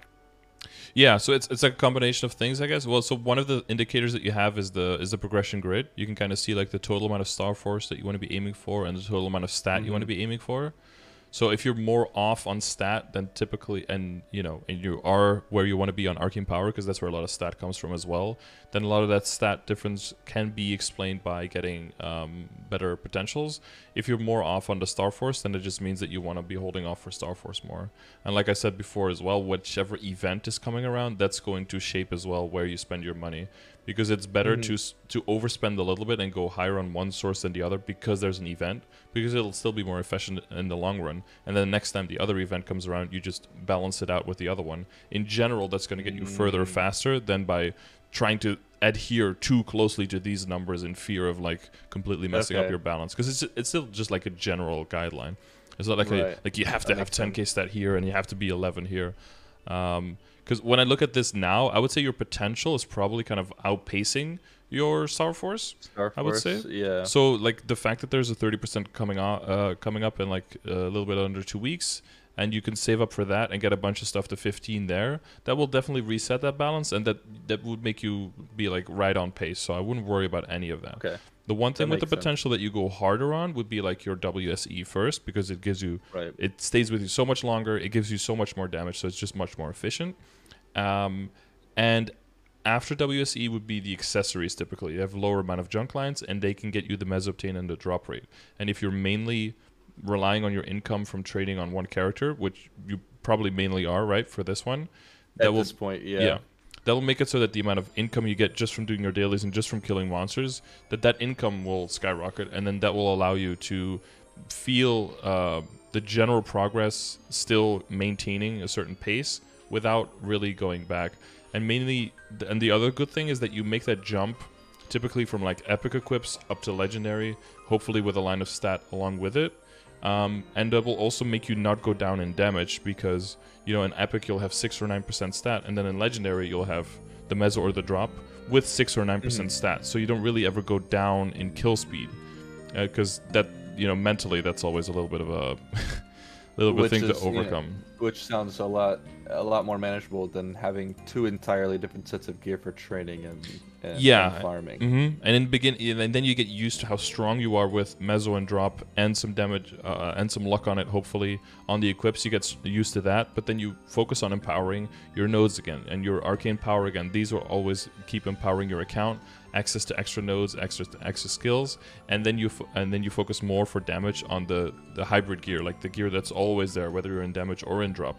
That one gets up to like 17 stars and gets up to unique and maybe up to legendary, and that'll be like the CRA gear and the Abzo gear. And once that stuff is strong enough to like carry your damage no matter where you are, then you can start working on like extra sets of equips to min-max your damage when you're bossing and min-max your damage when you're mobbing. But up until that point, just one set, because you don't have the money to like throw around either, right? So just one set is where you want to stay at, and that set will just have to follow or fill all of the roles. and until you get to the point where you have that extra money to spend, then you can start splitting it out, and then you know you can pick up an event ring here and there, and then that one could just become drop in Mezzo, and it'll roughly be the equivalent of the 17 stars. So then again, you won't really lose that much, but you also don't invest as much money, and that by that time you'll also be able to reprioritize where event currency goes, because node stones might be slightly lower priority at that point, or symbols might be slightly lower priority at that point, and you can throw it more at other stuff in the account, or maybe you throw more at flames at that point, right? Because there's like a good access to arcane flames these days from event stores. Sorry, not arcane, eternal flames, which in general eternal flames ones are pretty rare. Yeah, it's like rainbow colored. Yeah, because those are slightly better than the powerful ones, and the access to them is generally more limited, especially with the upcoming changes from KMS where they're removing them completely from boss drops. So that's going to shift the balance of where do we get access to those things. But I think you're like in a good position to get like your start with that, so that you can not get hit as much for the progress once that change does go through. Okay, that makes a lot of sense. Okay, cool. Sorry, give me 1 second. I'm still writing this. Yeah, write it down and organize it in your head. The notepad has tripled in length since we started. Yeah, I'll upload it to YouTube too, so you can always listen back, see if you forgot anything, or make sure you double check. No thanks, I can't stand the sound of my own voice. Listening to your own, but you get used to it after a while for myself. But it's something. All right. So so like in terms of, I'm looking back at what we've discussed so far in terms of like short term. We've got. The first thing I've got written down here is I'd spend way too much time preparing, and I should just start throwing myself at content, seeing what I can actually do and what I can't, as opposed to just worrying about if I'm strong enough. Yeah, give yourself a chance to fail, because there's going to be stuff, even if you just try it one time, you're going to fail horribly. And then if you try a second time, you'll already see which things... So the one thing I would always advise people is just to try, because sometimes people will be like, oh, can I do this boss? I don't know if I can do this boss. How strong do I need to be? And I'll always be like, well, you can go in and you can find out immediately. But people will be afraid to waste a run. But the only way you can really waste a run is by not using it at all. That's the biggest waste. If you use it and you fail, but you can learn something from the failure, that's already using your run. Because you'll be closer to success the next time. So find out why you're failing. Are you failing because you have absolutely no damage? Are you failing because your game is buggy or your connection is bad? Or are you failing because you have no idea what the mechanics are? Depending on how you fail, you can improve. There's ways of improving. If you just can't clear the content because your computer is garbage and your internet is shit, well, then you probably need to get carried or play another game. If your mechanics are bad, like either ask some people specifically for your class, like what kind of mechanics can I do? Or practice more, or try videos, or ask in my chat, right? There will be a bunch of people that can help you with that. If you really figure all of those bases out, but your damage is just horrible, then just come back to it in like a few levels, come back to it later once you're stronger. Right, that makes sense. And then that'll also help you to categorize certain content as, that's fine, but not now. That is actually content I just hate, and it's not super important, so fuck that for now, until I'm like super strong and I could just roll my face on my keyboard and blow through this. Or just half a second.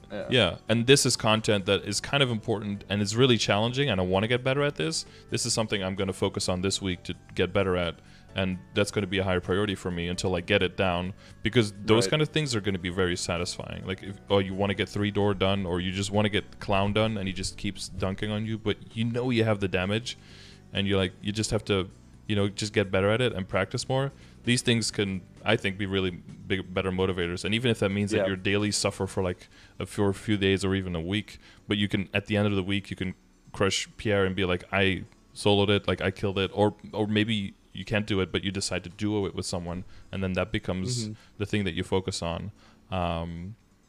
That will be the ultimate determinant, I think, of like what your dailies are and what you do in a day, because it circles back to the fun, That makes a lot of sense. Yeah, I'm just like trying to organize like, in terms of like what's in the game goals for myself, as opposed to just like outside the game listed goals. Like, oh, IED familiars is something I need and something I gotta work towards. Is like the more tangible, being able to solo 3-door.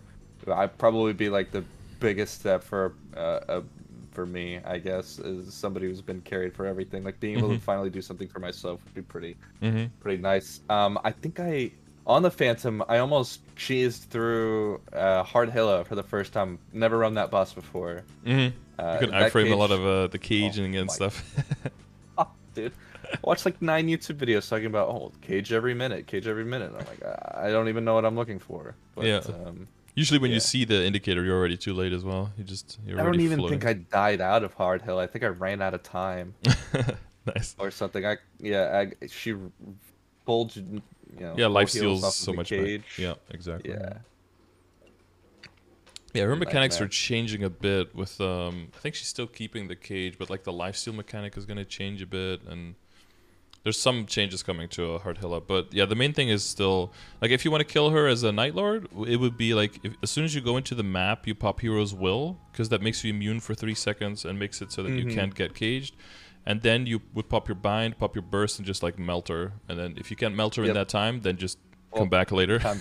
Come back when you're stronger. Yeah, exactly. I've kind of understood that that's kind of just the way this class seems to work. But and also how that boss works. It's just the interaction. Oh, and it's yeah. It would be the same if with you don't normal have, like, arc. 9 iframes. Yeah. Right? Yeah. The other ones might be able to bypass that. As a Nightlord, not so much. So, and it's the same for normal arc, for example. That's a very important boss because that can get you the primals and the dominators. Yeah. So for him, it's just like you just do a bunch of damage. At least you can kill the snakes now. There was a long time where the snakes would only take magical damage. Yep. So they would just, and if you're a single target like a Nightlord, good luck. You can't even reach the boss. Like all of it just gets soaked. But now, I don't even have trouble doing easy because of that. Yeah, rightfully so. Yeah, but this is what happens when bosses are just completely outdated. So that's why I have that in the you'll see that in the dailies as well. I have the last category is like bossing experience. I have also ranked them there where some is just like irrelevant. Like if you can do it, that's great. Is that what that means? I thought bossing experience referred to like how much experience like the boss gives. Okay. Oh that makes so much no, that's like sense. the total experience in the beginning. That's like that's the number here. Yeah. Okay. Yeah, maybe I should clarify that. Yeah. Like 2 different columns, but for some reason I would look at this and be like, oh, okay. So some of these bosses you have to do to like as in terms of like getting experience daily, and not like hands-on learning experience. Yeah. Okay. All right, that makes maybe sense. I should clarify that. Yeah, this is to basically, I think that if you push yourself and you practice a lot and then you're finally able to kill that boss, I think that gives you more skill over the game, over mechanics that are going to come back, and over your character that'll help you progress through the game. And some where it's like irrelevant, it's just like you just have to know this one thing to do specifically and to just do this one thing, and then you can kill the boss, but it doesn't help you in any other way in the game. So that's what that is trying to... so if you're looking for challenges that will also help you get ahead, then look for relevancy there. Right. Okay, that makes a lot of sense. And I guess my first stepping stones, beyond Von Leon, which was something I had to kind of teach myself or like learn how to do. Magnus is gonna be the next like mechanical step, I believe. Yeah. Normally Magnus is kind of just on that teetering edge where I should be able to clear it, but Well, the main thing for Magnus, 2 things is one is always fight him in the middle, so you don't get poison mist in the corner. Blue zone. Yeah, and the other one is like try to stay in the blue zone, but as far away from him as possible inside the blue. So he can't spin and throw you across the map. Exactly. I think you can jump Shadow Web over that if he does spin though, but your timing has to be right.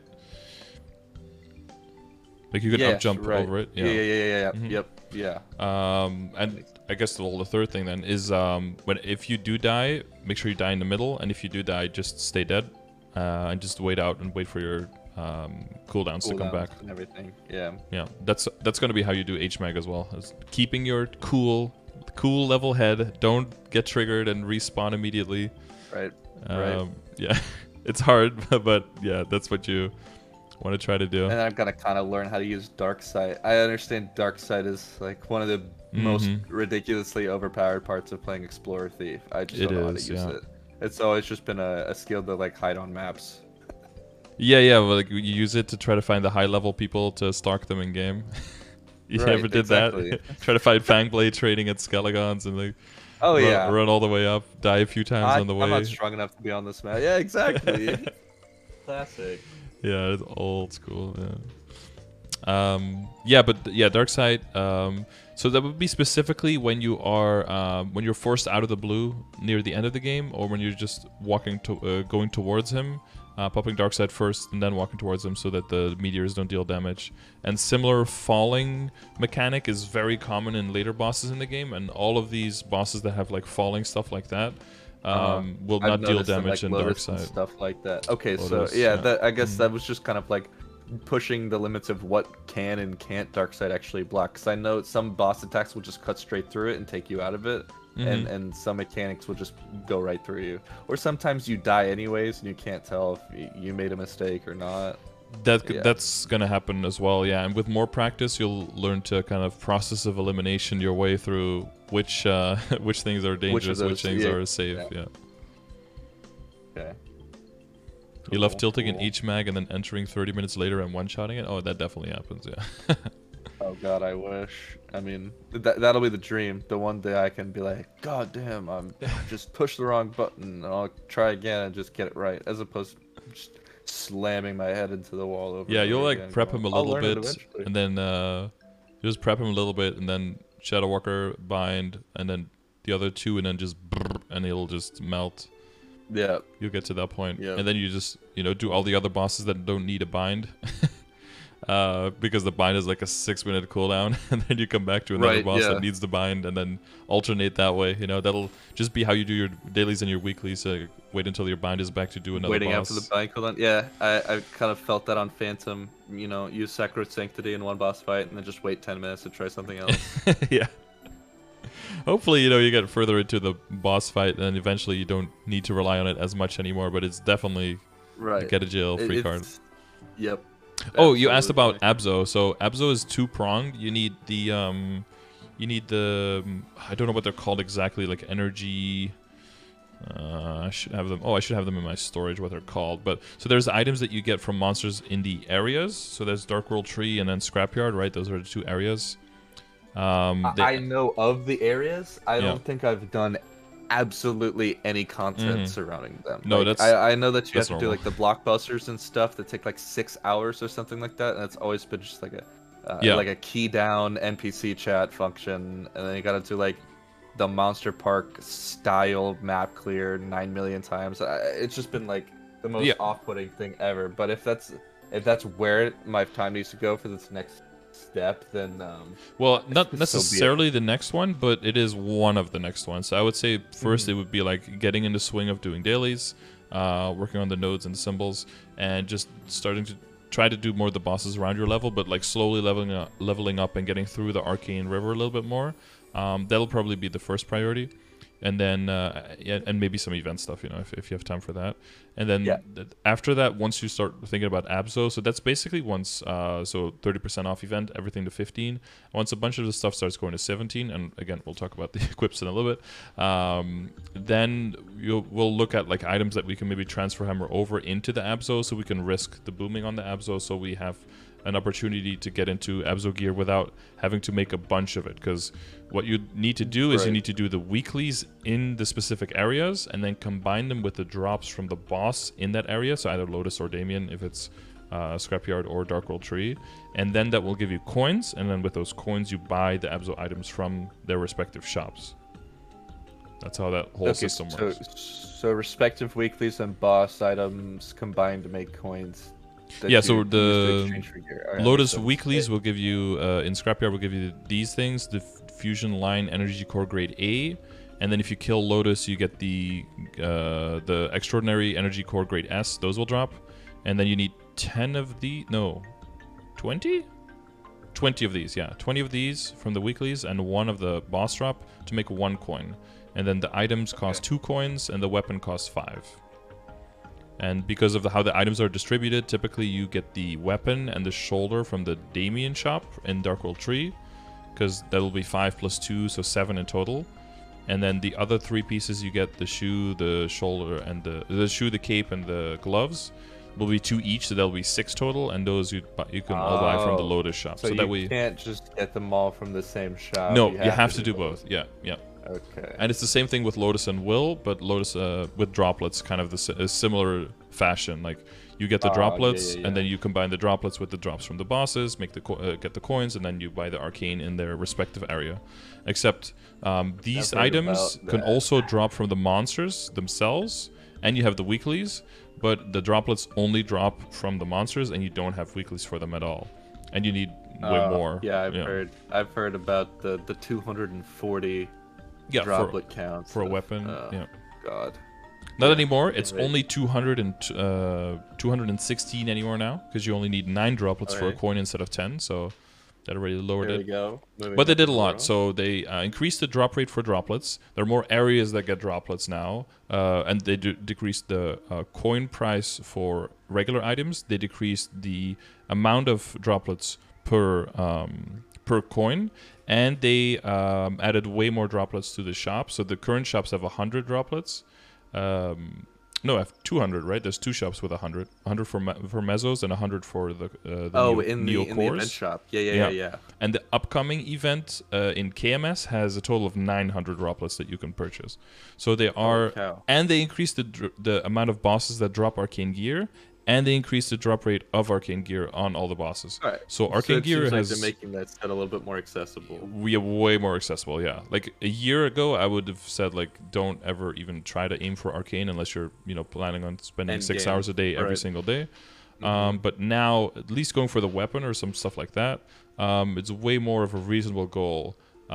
If you play this game like more seriously and you're going to be spending some time on it every day, I could see you moving into, because you already have the fake arcane, maybe even having the full arcane set on your main character within like a year or year and a half tops. Versus, I like the sound of that. Versus that probably not even being on your radar whatsoever. Right, yeah. Kind of just like I know of it type deal. Not really how to go about there's definitely it, a bunch of steps in between that we're kind of skipping now. But I'm talking like the general progress, yeah. And this fake weapon would actually does it count in a set as well? Yep. So it wouldn't be okay. Well, just one piece there. Hey. Yeah, it counts for set bonus, and then you build all the other pieces around it. Hopefully, you get a drop from the harder bosses by the time you get around to having the one? Yeah, exactly. And if you don't, you just make one, and then if you get a drop, you use it as a backup and try to go past 17, something like that. Cool. Because you'll need backups. All right, so ready to go at the equips one at a time to kind of lay out a plan? Sure. Yeah, I think that would be nice. Maybe just like kind of like a roadmap, of where what needs to go. Yeah, what the next pieces are. Guess start at the top. Metal. Yeah, I know start the at the metal bottom, for sure. Yeah, so the monster Parker already metal replaced. is. Oh yeah, okay. What did you replace it with? Not just like the Ursus Defeater Kings. Like it's not much better, but it's like the next It's a little bit step up. In general, the next step is the monster Parker metal. So if you run Monster Park every day and you buy the extra entries, then you get to 7 entries a day, and then for for a combination of 11 weeks, it doesn't have to be straight, of course. Then you get the monster Parker with 7 everything, and then 10 IED on it on every day. So that'll be like one of the best sources of IED that doesn't go at the expense of a lot of other damage. So that's why that one is eventually one you aim for. Right. And you want a monster park in general to get access to the potions, right? The green potions, gold potions, red potions. Yeah. Oh yeah. Oh my god. I transfer all those potions out to characters for Legion. It helps your Legion in the long term as well. So the more access you have to that, just the better, basically. Right. Pink Cup Stays just gets better flames along the way. Once you get to like killing Hard Will for like a year or two, maybe you get a new drop there, but that's the book, right? Ages from now. Yeah, that book. I saw my first book last week. I've been running congratulations over 250 Hard Will so far, so you can do the maths on. That's a lot of will. Yeah, that's the first book I saw. So it's not a very common drop. Let's keep it at that. Badge stays forever, so this is very simple. Has a low amount of junk lines, and if you do get a heart, there is a heart in the current shop that probably be worth trying to go for. The fairy heart. It's 2 bill. Mesos. You do have quite a lot of time to. You have quite a lot of time to make that money. It would probably be worth getting. Unless you want to bank on the Wondroid event coming back and being able to. I'm pretty sure I just missed that too as well. Well, I was kind of like semi-actively playing when it came back, and I just didn't even pay any attention, which was a massive mistake. Now that I realize, because this is the second time I've done that, basically, where I wasn't super actively playing the game when the event came around, and just missed out on what is essentially just a best in slot. Yeah, essentially, yeah. And the other thing is that together with the badge, it has the lowest amount of junk lines, so potential-wise, it's also one of the cheaper items to roll good potential on. Right. But yeah, that comes into play once everything is legendary and everything, so that's also still quite a lot further. So the Fairy Heart is definitely an option if you have the money now. Okay. Combine it with another Android and just wear it. It's essentially the same as the Wondroid, or, you know, hope on next year or maybe the year after Wondroid coming back. But that's all, that's all just up in the air, so we'll have to wait for that.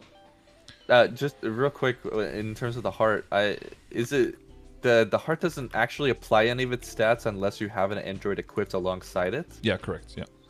Oh, okay, well. Yeah, otherwise it's just, it's just sitting there, but it doesn't do anything for you. Right, that makes sense. So the eye in the face, since they're already epic unique, it's probably best to just stick with these and Star Force over, so we're going to get them to 15 during the 30% off. Whether you safeguard or not will depend on how many Commercy voyages you do. In general, there are decently... so the boom chance up to 15 is very, very low, so advisable would be to do the Commercy voyages, and for that, I have the Commercy command on like how you can do that. There's like a short-term and a long-term setup.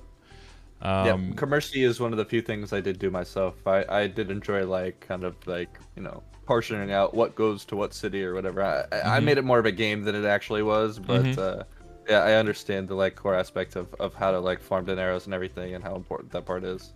So I do have a good bit of backup in terms of you know, just in case. Yeah, so if you have a good backup there, I would definitely advise to not safeguard, because like the higher level the item is, safeguarding gets exponentially more expensive. So if you can, if you have to not, that would be great. And then, yeah, then you just sit on 15 until 17. So the upside is that these are high level gears, etc. If you do happen to roll like a big chunk of luck on these before you roll drop or mezzo, you're kind of going to be forced to make another one, right, to interchange. But since they are the same item eventually, what it will do is that, you know, if the other one runs even more luck, well, then you just re-roll the one that had luck and re-roll for the different potential. As long as they're up to 17, it's pretty interchangeable.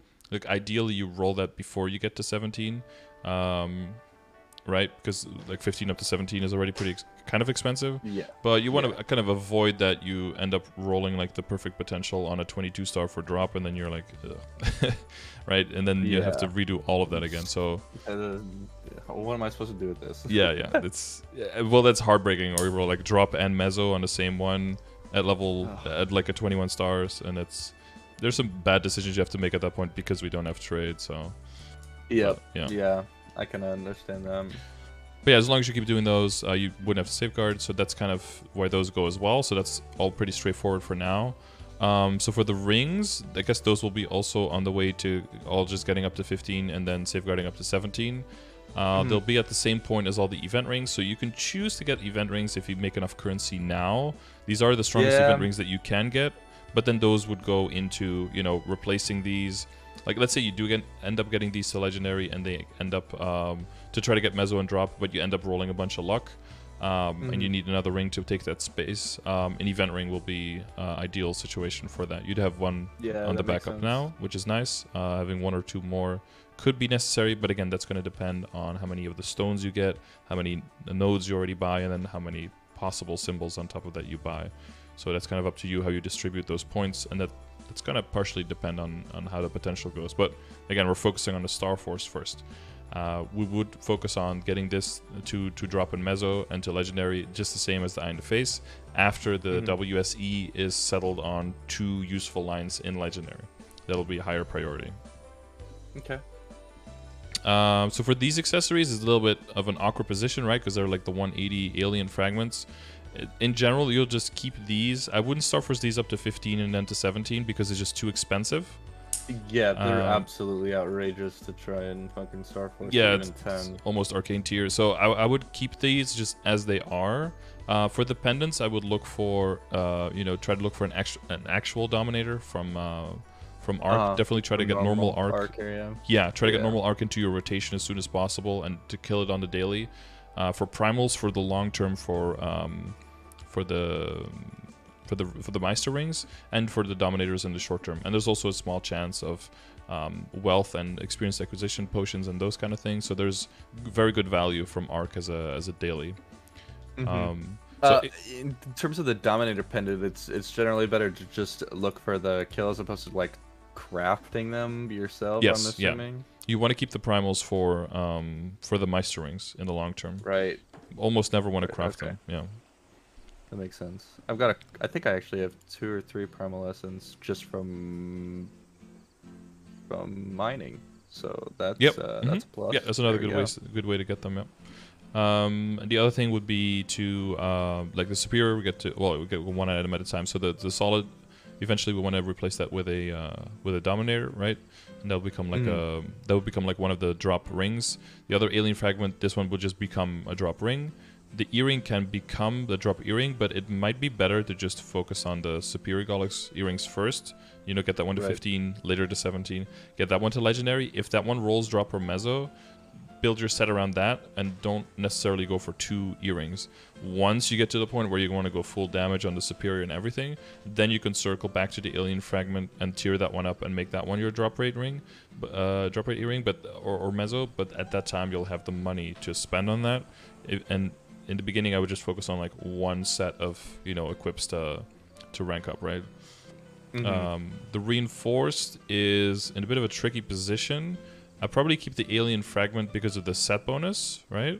When you're mobbing, and then for belts, I would either, if you have a lot of Reinforced, that's fine, or the pink bean belts. Try to hold on to those, and then Starforce those basically on the same pattern as the other ones, so that you have a 15 or 16 star belt. I wouldn't go over 16, or just keep it at 16, so that when you get a Superior, you can transfer Hammer over into that one. Okay. Because that makes those are going to be more rare, yeah. Because the belts drop now. The belts and the earrings are the drops, and the rings and the pendants are the ones you have to buy from the shop. Oh, so you can't get pendants dropped at all anymore? No, and that's why eventually we go for a single pendant setup for 1 pendant, and then the other one would be a Dominator transposed into Sweetwater pendant. So that's also why the Commercy Dineros for the long run are more important. Right. Okay, that makes sense. Yeah, so for the long term, you can't do double pendant anymore, right? You can, but because you have to buy them, and because you basically want to do like mass Dominator pendant, start forcing Transfer Hammer over into it because they're so rare and so expensive, that just takes way too long, and it makes more sense to transpose a Dominator and then just get a bunch of Dinero backups. That makes more sense.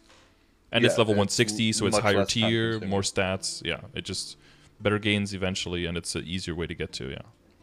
Cool. That makes a lot of sense. Yeah. So that would be for belt, earring. Does that kind of make sense of all the accessories, or is there still a gap there for you? Yeah. No, that makes a lot of sense. I guess the only other question I would have is like how to balance like set bonuses versus just outright, utility from pieces of gear. Like I've got like 2 set bonus for solid. I've got a 2 set for reinforced, but I don't have, and I think I have a 2 set for superior, but I don't have any like full, sets for any of them. Yeah, so I would keep the alien fragment for now until you are because of the 50 attack, right? Until the other stuff is at 17 and it overpowers the set, or until you get the superior completed and you can equip fully into that one. Then that will replace it. Right. Okay, that makes sense. Cool. And yeah, until then, so the Star Forcing gets pushed on the other things and not on the Alien Fragment because it's so expensive. But the potential will probably get pushed on the necklace for now, and then maybe on the earring, depending on how your superior earring goes. I'll prioritize the potential on the superior earring over the Alien Fragment earring. Cool. That makes a lot of sense. Any other accessory questions? No, I think that kind of clears accessories. Because we've covered these pieces, and yeah. All right. Well, then no. Yeah, not off the top of my head. Okay. Then I guess we're up to the armors. Yeah. So this is basically all going into Abzo, right? That's why you have them neatly organized together. So what you can do beforehand is you can try to we could try to salvage, right? So the main thing that we could try to salvage at this juncture here is the shoe and the glove. The cape is just like, this is what you keep for now. This is already very high base stats, so that's that's a no-brainer. Same thing for the shoulder. You don't have any setups. Sorry, I didn't mean to cut you off. Yeah. From my understanding, there's no point in sinking into Tyrants unless you have, or at least Star Force on Tyrants, unless you already have like an outrageous amount of funding. Exactly. Yeah. Or you know that it's going to take forever to get Abzor or something. Yeah. No, it doesn't make much sense at all. No. So you keep the cape as it. You basically keep all four of these pieces the way that they are. What you can do is you can use a 30% off on the Star Force again if you have backups to work on the glove and the shoe if you want to. You could also transfer them over. So there's two pieces of equipment that are very easy to get backups for and that you can buy from a shop that you don't need to have in your inventory the whole time. Because what you'll notice is also, I'm telling you more and more items that you want to like hold on to and to, to fodder into higher level gear, especially into Abzo. But then once, it might fill up your inventory quite a bit. So for the shoe and the glove, there's two items that you can buy. So the shoe has the ancient, I think it's called the Ancient Root Shoe. You can buy it in the Rudibus shop for the Rudibus coins. It's like the only thing you can buy with those coins. Yeah. So you could already do that, but if you do that now again, you'll lose the flame, right? So in the short term, that'll be a loss. But if there's a Star Force event coming up, you could get this one at 12, like with no risk for booming, then transfer hammer over, and then perhaps risk booming the shoe, but you can get a bunch of backups from the shoe. So at that point, you can buy as many as you want whenever you want it, and then get the other shoe up to 15. And that'll probably still make it a bit weaker than this one because the flame is really good. But then you can sit on the 15 shoe with epic potential that stays the same, and then wait until 5, 10, 15, pop it to 16, maybe then buy the Abzo, or if you already have the Abzo, transfer over and then get the Abzo to 17, and then work on that potential. And you can work on the Abzo flame at the side, and you can treat the glove the same. And the glove you can buy from the black market where Magnus is with the Magnus coins if you do normal Magnus enough. Or hard Magnus that you can buy with that currency. The other option, with the Shadow Dealer coins. Yes, exactly. The other option would be Ranmaru shoes or gloves, but then if you blow it up, you have to make sure that it's the exact same shoe and glove to transfer the trace into if you do blow it up. Those are the Japanese sets or whatever? Yeah, the Sengoku. Right. The Oya Matsumi and whatever the fuck it's called. Tsukiyomi. Yeah, Tsukiyomi. Yeah. It doesn't matter which class it is for transfer hammering, but it does matter for trace transferring. It has to be the exact same. So you could use a mage shoe if you want to, and that'll be fine. Except you can wear it in the meantime, of course. That'll be the downside. So if you have enough Von Leon backups, you could just get this one to 15 and then just hold on to that, and then do like 16 transfers, 16 transfers, 16, 17, like that, whenever there's an event. If you have backups for the other one but not for this one, you can do it that way. For the shoulder, there's typically, so either you just do straight up the Abzo, you just safeguard it the whole way up. That's kind of expensive. The other thing would be to hold on to the Ranmaru shoulders. Try to get one of those during the 30% off to 15. Bump it to 16, transfer into Abzo, and same way with that one. And as soon as you have 1 to 15, you can get rid of all the other ones, basically. In the past, you would try to go for 20 or 21 and transfer Hammer again then into Abzo, but that's not really necessary anymore because of the access we have to Arcane. And moving from 17 Abzo into 17 Arcane seems more the move. and then prioritizing more going past 17 star on other equips instead. So the accessories and the CRA pieces would be more because of backup access, basically. Yeah. Okay, I see. So then you That can makes kind a of lot clear up your sense. inventory once you know you're moving Right. into the Abzo. You can kind of clear up your inventory from all of the fodder stuff because there's no foddering into Arcane, so you have to do it the old-fashioned way for those. No options there. Right. Um, Yeah, that makes sense. Yeah. As for the order, people typically go for the gloves first to purchase because of you can get critical damage on the potential there in Legendary. Yep. And to try to go for 1 line of critical damage and 1 line of stat, something like that. Ideally 2 lines, but again, depending on how long you're going to keep the gloves and everything, that could be pretty expensive. But in general, Yeah. those are all kind of in the same line, and I guess the tiering up the progress there is make sure you double check just the transfer hammer video that I have, just to make sure double check all the details and like the order of doing anything. A few of those things are a little bit outdated in like how far you go, but I just gave you the updated version, so should be able to put that video into context. Cool. Yeah, so for CRA, it's like we already talked about it, like try to not safeguard as many things as you possibly have. I don't know how many backups you currently have for CRA. I have more sinus backups than I do for CRA. I think I could probably back up like 4 pieces. It looks like I've got like 4 pieces that I could back up with. 4 pieces or like 20? Or I've got 20 of the pieces of whatever the old tokens. Yeah, so you could I buy use. 5. Yeah, okay. Buy 4 extra equips. Yeah, that should be enough definitely to get up to 15. Possibly even to 17 without safeguarding, but it's all going to depend on you and like how much risk you want to take. You want to do one without and see if it works. You want to blow one up 3 times and then never do it again. That's going to like depend on you, on how it goes and how risk aversive you are. Okay, But in that general, makes you sense. should come online by that time and like get it. Typically, you don't want to safeguard the CRA whatsoever, because that way you can get the value out of the backups in your inventory because that's the insurance you have. Yeah, so this is the stuff. The secondary and emblem weapon is going to be locked for a long time. Probably want to work on the flame on the weapon to try to get more weapon attack there. Which one? Which one do you think probably has the most use in sinking? Would it be the left one for sure. The Umbra Guards. the fake arcane is totally okay to work on? Yeah, because like you can already tell it has like double the weapon attack of the one on the right, Yep. and that's without Yeah, a flame on absolutely. it. Yeah, so that's that one is gonna basically hold your hand all the way up until like lucid hard will kind of shenanigans. All right, cool. Yeah, Well, and the potential is locked, so you don't have to worry about that. You don't have to spend money on that. But getting a better flame for more weapon attack is going to be the key for that one. To make it stand the test of time. Yeah, basically. I've seen people with these like arcane weapons with like plus 150 something attack, like just from the flame. Just absurd. Yeah, the mage weapons have very high base. You know how flames work, right? It's a percentage of the base attack for the tier. So like the higher the base attack is, the better the flame will get as well.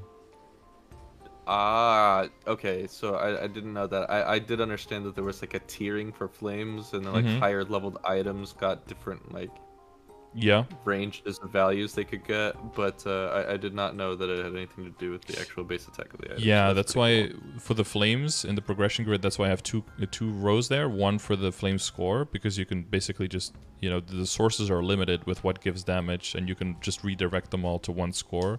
But for the weapons, I do the tiers because it's based on the base of the weapon. And because all of the weapons have different bases, I can't really say like, oh yeah, somewhere between like 24 weapon attack and 600 is like, that's a little bit it's just kind of too hard ambiguous. to tell Yeah, with so that you have to range, look at the tiers there specifically. And if you use the tier calculator for the calculator for the flames on the right side, you have it for the weapons, and then you can use that one to very quickly determine which tier the weapon flame is. So if you know it has flame advantage or not, you know what level it is, and then you just say what the base attack of the item is. So it's like a 149, which is like the lowest in the game, of course. So here you can immediately see like these are going to be the tiers of the flames for weapons. So what you're going to look at is either 55 with some boss damage or all stat maybe, or 72 is going to be like, those are going to be the numbers you look for. If you hit like a 40 with a bunch of other stuff, you can keep that for a while. And that's going to be like the indicator of like what tier are you looking for and how good is the flame that you want on everything. Okay, that makes a lot of sense. And then there's a quick question. Still talking about flames. Flame score. How do I determine that? Is there like a way for me to eyeball that, or is it something I just have to use a calculator? You for every can time? eyeball it. If you put in the numbers, like depending on what stage of the game you're in, and then what your main stat is, you're not like any special exceptions, or you're just luck. You put in Dex, luck, weapon attack, and all stat because those are the things that will give you damage. And then it'll redirect it to how much luck is this equivalent to, and that'll be your flame score. And then you can save it here if you want to. Okay. You can compare items together, and then you can use that to kind of cross-reference with this on like how high am I aiming for, and that'll give you a priority of like this item has the most room for growth. This item is already pretty close to where I want it to be. After a while, you can eyeball it. Like an all stat is around 8.5. Weapon attack is about 4. Luck is 1. Dex is 1/8, and then if you get into end game, the dex will go down comparatively. Weapon attack will go down comparatively, and all stat will go up comparatively because of the sources of damage that we have. So all stat tends to scale a little bit better into the end game. Weapon attack tends to scale a little bit down, but it's still really good. And secondary stat is also something that just kind of helps you get a little bit better of a flame score, but it's not what you want to mainly rely on for your flame. I see. That's kind of how that goes. Yeah, if you just put in 1, like you can already see what the flame calculator gives you, right? And the number will just change. So that will give you a chance to like eyeball it a little bit more. After a while, you'll get used to it. You'll just look at an item and be like, "Oh, that's really good," or like, "This needs work."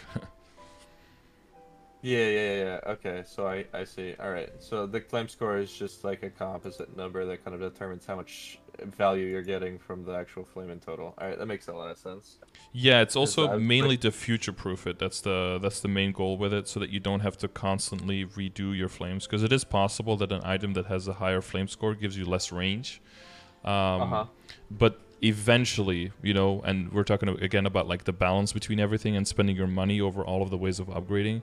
Eventually, once all of that kind of settles and kind of equalizes, because some things will just cost like 100 bill to upgrade and it just won't make any sense.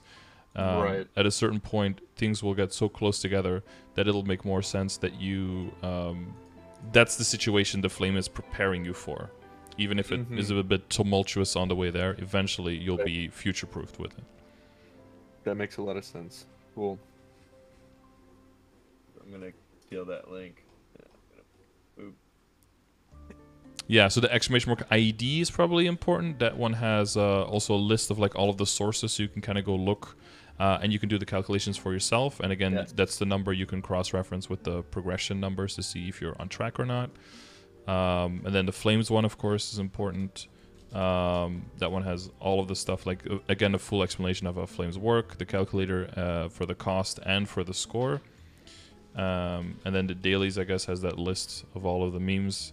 And then the transfer hammer one is going to be important to make sure you double check on the knowledge of like what gets transferred over, what doesn't, to make sure that you don't do any oopsies, because there are some. Usually for transfer hammering, it's not that easy to do an oopsie because there's like a preview of what the outcome is going to be, so you can always hover over that and see if there's like, oh, you forgot about something.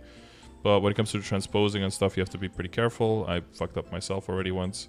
And it can be pretty. Transposing is the thing you do at the Commercy place, right? Yep. And it's only for like Sweetwater gear that you can use it with, or I'm not quite sure what the difference. So yeah. Yeah. How is the transposing different from the actual transfer hammer? Because at a baseline, they look like they're kind of the exact same mechanic, but you can only use a specific type of gear with one of them. Yeah, so the limitations of which equips you can transfer and what you could transfer into is different, and which things get carried over is also different. And there's an extra effect of imprinting some of the bonus stats onto the base item at certain stars, which makes it even better than transfer hammering. But it has the limitation, so that's why. Okay, yeah, always transpose at 16 stars. That's what you want to remember. Right. Yeah. Higher. I mean, okay, that makes sense. You go any lower than that, and you're just not getting the full value. Yeah, one of the differences is that it moves over your flame. That transfer doesn't, and since it does, it allows you to get a boss level flame on an item that doesn't have flame advantage, or like a flame advantage flame on an item that doesn't have flame advantage. But therefore you That makes a lot aim of sense. very high on the flame, because you never get to reflame it afterwards, because otherwise you would ruin it with a flame disadvantage flame. So you go really high, get it to 16, transpose it, and then you have like a endgame viable item as long as you do enough voyages. Right. And then flame advantage is for boss gear. I'm assuming it's kind of just like what separates gear that's flame advantage versus non-flame advantage. Like some of these pieces of gear I can see just only get up to a certain tier of flame just because of the piece of gear it is, even though it might be a higher level than, for instance, the Von Leon boots. Yeah, like a monocle will never get that regular flame ever, even if it's level 160 gear. Certain items are just predetermined to not have advantage, and some have advantage. I'll just pull up a list of that, then that makes sense. Yeah, there's a list of it in the beginning. After a while, you'll be able to look at an item and you'll immediately be able to see that it doesn't. And then if an item doesn't, then you already know it's low priority for flaming, and if it does, it's a higher priority for flaming. Okay, that's pretty cool. Yeah. What video goes over that in detail has like a link to a list as well, and how you can recognize, like by the amount of lines and by the numbers of the lines, how you can recognize, see the difference between flame advantage and not. But like the main things is like Sweetwater is not flame advantage, and Superior Galax is not flame advantage. All the other stuff you basically don't even wear anymore. So like once you know those two, that's like the most important stuff. Awesome.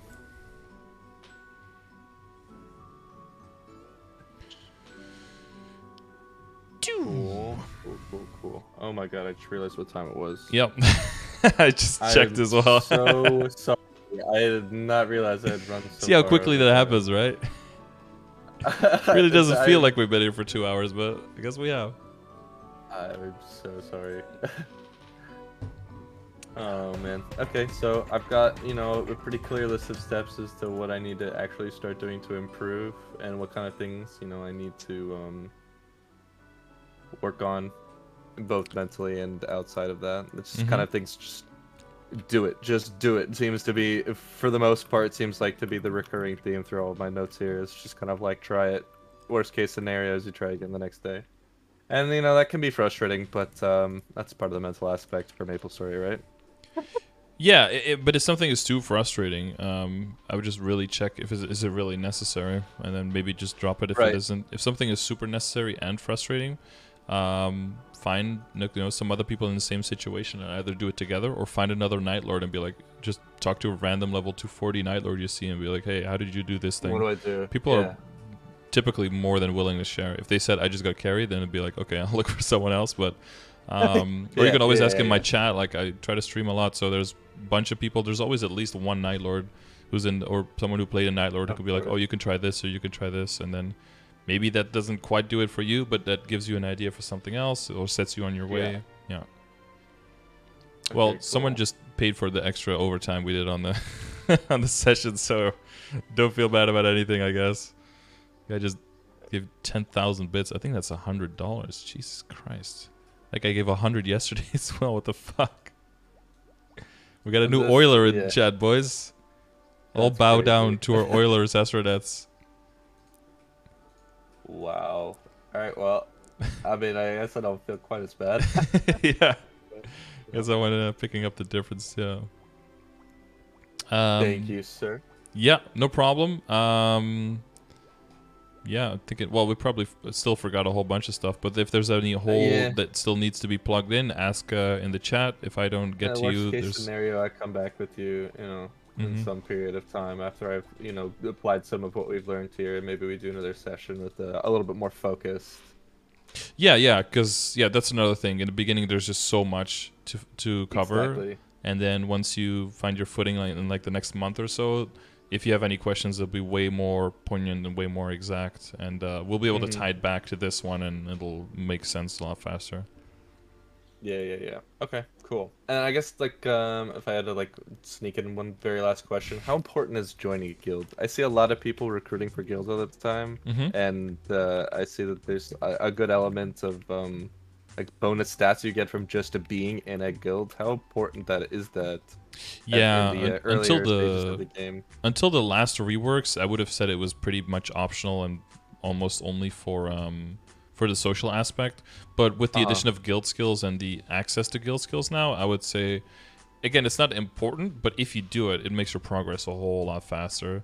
Easier, yeah. I see you get like free Arcane Force and Star Force from just being in a guild now. Yeah, that helps you early on in Vanishing Journey. Like, if you compare it when you had to wait 23 hours to get into Vanishing Journey, and then trying to kill those happy Urdas with your one skill, and compared to now, you just you just jump into 5th job, get your 4 skills, get a bunch of arcane power, like do those prequests really early, and then with the guild and your first symbol, you immediately at 60, you can already start training in like Pretty the much all highest the level map map on the- in Reverse City when you just hit 200, and it's like, yeah, the amount of just speed that you can maintain to progress through is so big. But guild skills also have the noblesse skills that are way bigger now. You can get up to 30% critical damage for half an hour on an hour cooldown, which will help you. Yeah, so if you get your 100% crit rate, you combine that with it, that'll just carry you through things like CRA, and you blow through those so much faster.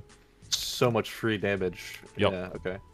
I think you have to be in a guild for 24 hours to be able to use the skills, and you have to, certain ranks in the guild will be allowed to use them. So, if you're looking for a guild specifically for those, make sure you talk to the guild on like, hey, what's the, what do I need to do to earn these? What do I need to do to be part of the guild?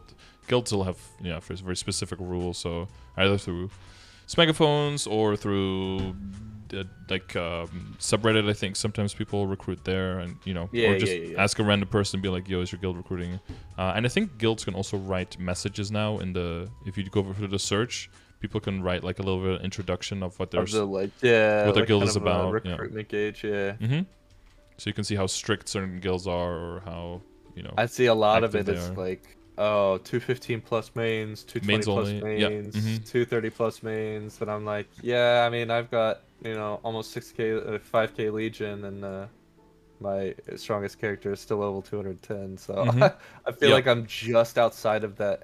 My character is basically a fucking mule to most people. At this point, So, yeah. But if you train yeah. if you play a week and it's your main, you might get into a guild, and then maybe you find your way in a guild, but you don't really find your footing there, and then you move over to another one.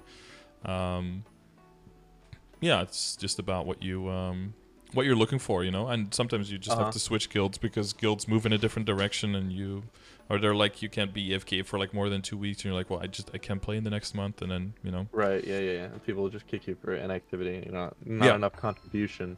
As long as you just make sure you keep like a line of communication with whoever's in management, and then you should be fine. To be like, hey, I have to go for a month, is that okay? And then they can just double check, and you can be fine. But it happens a lot when people come back and like, I've got kicked, and it's like, how long did you not play? Like, oh, for like a year. It's like, well, yeah, that's kind of it's kind of normal. No one's gonna keep like a dead weight. I mean, you have a limited slot, so no one's gonna keep someone around. Yeah. I kind of know that feeling a little bit too well. Yeah. Cool. Okay, you feel confident?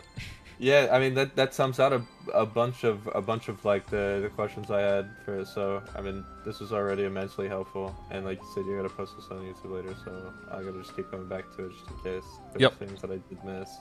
So I mean, dude, that's super helpful. I appreciate the time you were willing to spend with me. Yep, no problem. I appreciate the answering of my questions. It's the kind of like roadmap for the future. Yep. Excellent. All right. Hopefully, maybe I see you in these like 230 plus areas at some point in the near future. We'll see. We'll see if I can make it there myself, or maybe I just go back to Legion. We'll see. I mean, on one of my characters will probably be there in that area. Cool. Awesome. Well, I appreciate the time, man. Thank you so much. No problem. Have a good day, and good luck on everything.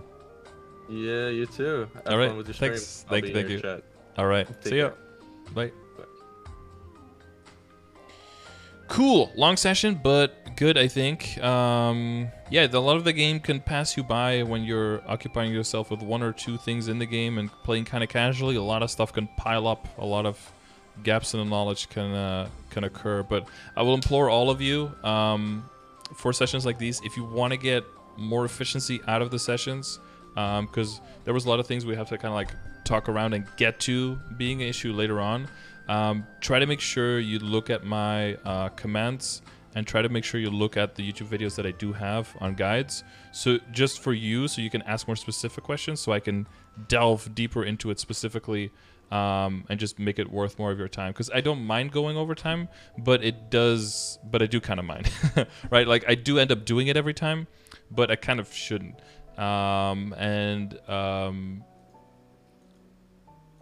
Yeah, try to do that more if you have these sessions. So do a little bit of like pre homework, or what I could do is just like, hey, check this video and that'll explain everything. But that feels a little bit shittier in the moment because you're like, oh, I came here to get the advice, you know. So that's like a balancing act I have to work around as well. It's a little bit tricky for me because I don't, I want to take my time as well. But you know, now you guys have like a slightly longer podcast to listen to while you're doing whatever you're doing, because I know a lot of people just use this as a podcast fodder. So if you made it to this point, thank you for listening to the whole thing. As always, if you want one of these sessions as well, check the description of the video. If you have data for me in the form of battle analysis, monster skill per hour, or training videos in the higher level areas, send them to me as well through the link in the description. And if you want to join the guild, maybe like this guy, on EU or NA, we have a chapter on EU as well, where some people have grouped up under the Scardor name. There's also a link to apply for that in the description of the video. Thank you for watching. Thank you for making it all the way here. Special shout out to Zestronets94 for sponsoring yesterday's and today's stream with a giant 10,000 bit bomb that just hit us in the chat while this was going. And a special shout out Eternalized Kawaii Riven X3 for the sub. You are in the video forever now. Good job. Thank you for the support, and thank you, of course, everyone for watching the videos, keeping the YouTube growing, keeping the YouTube channel alive. And I hope this content can keep going and can keep informing people forever. All right, I'll see you guys on the next one. Peace.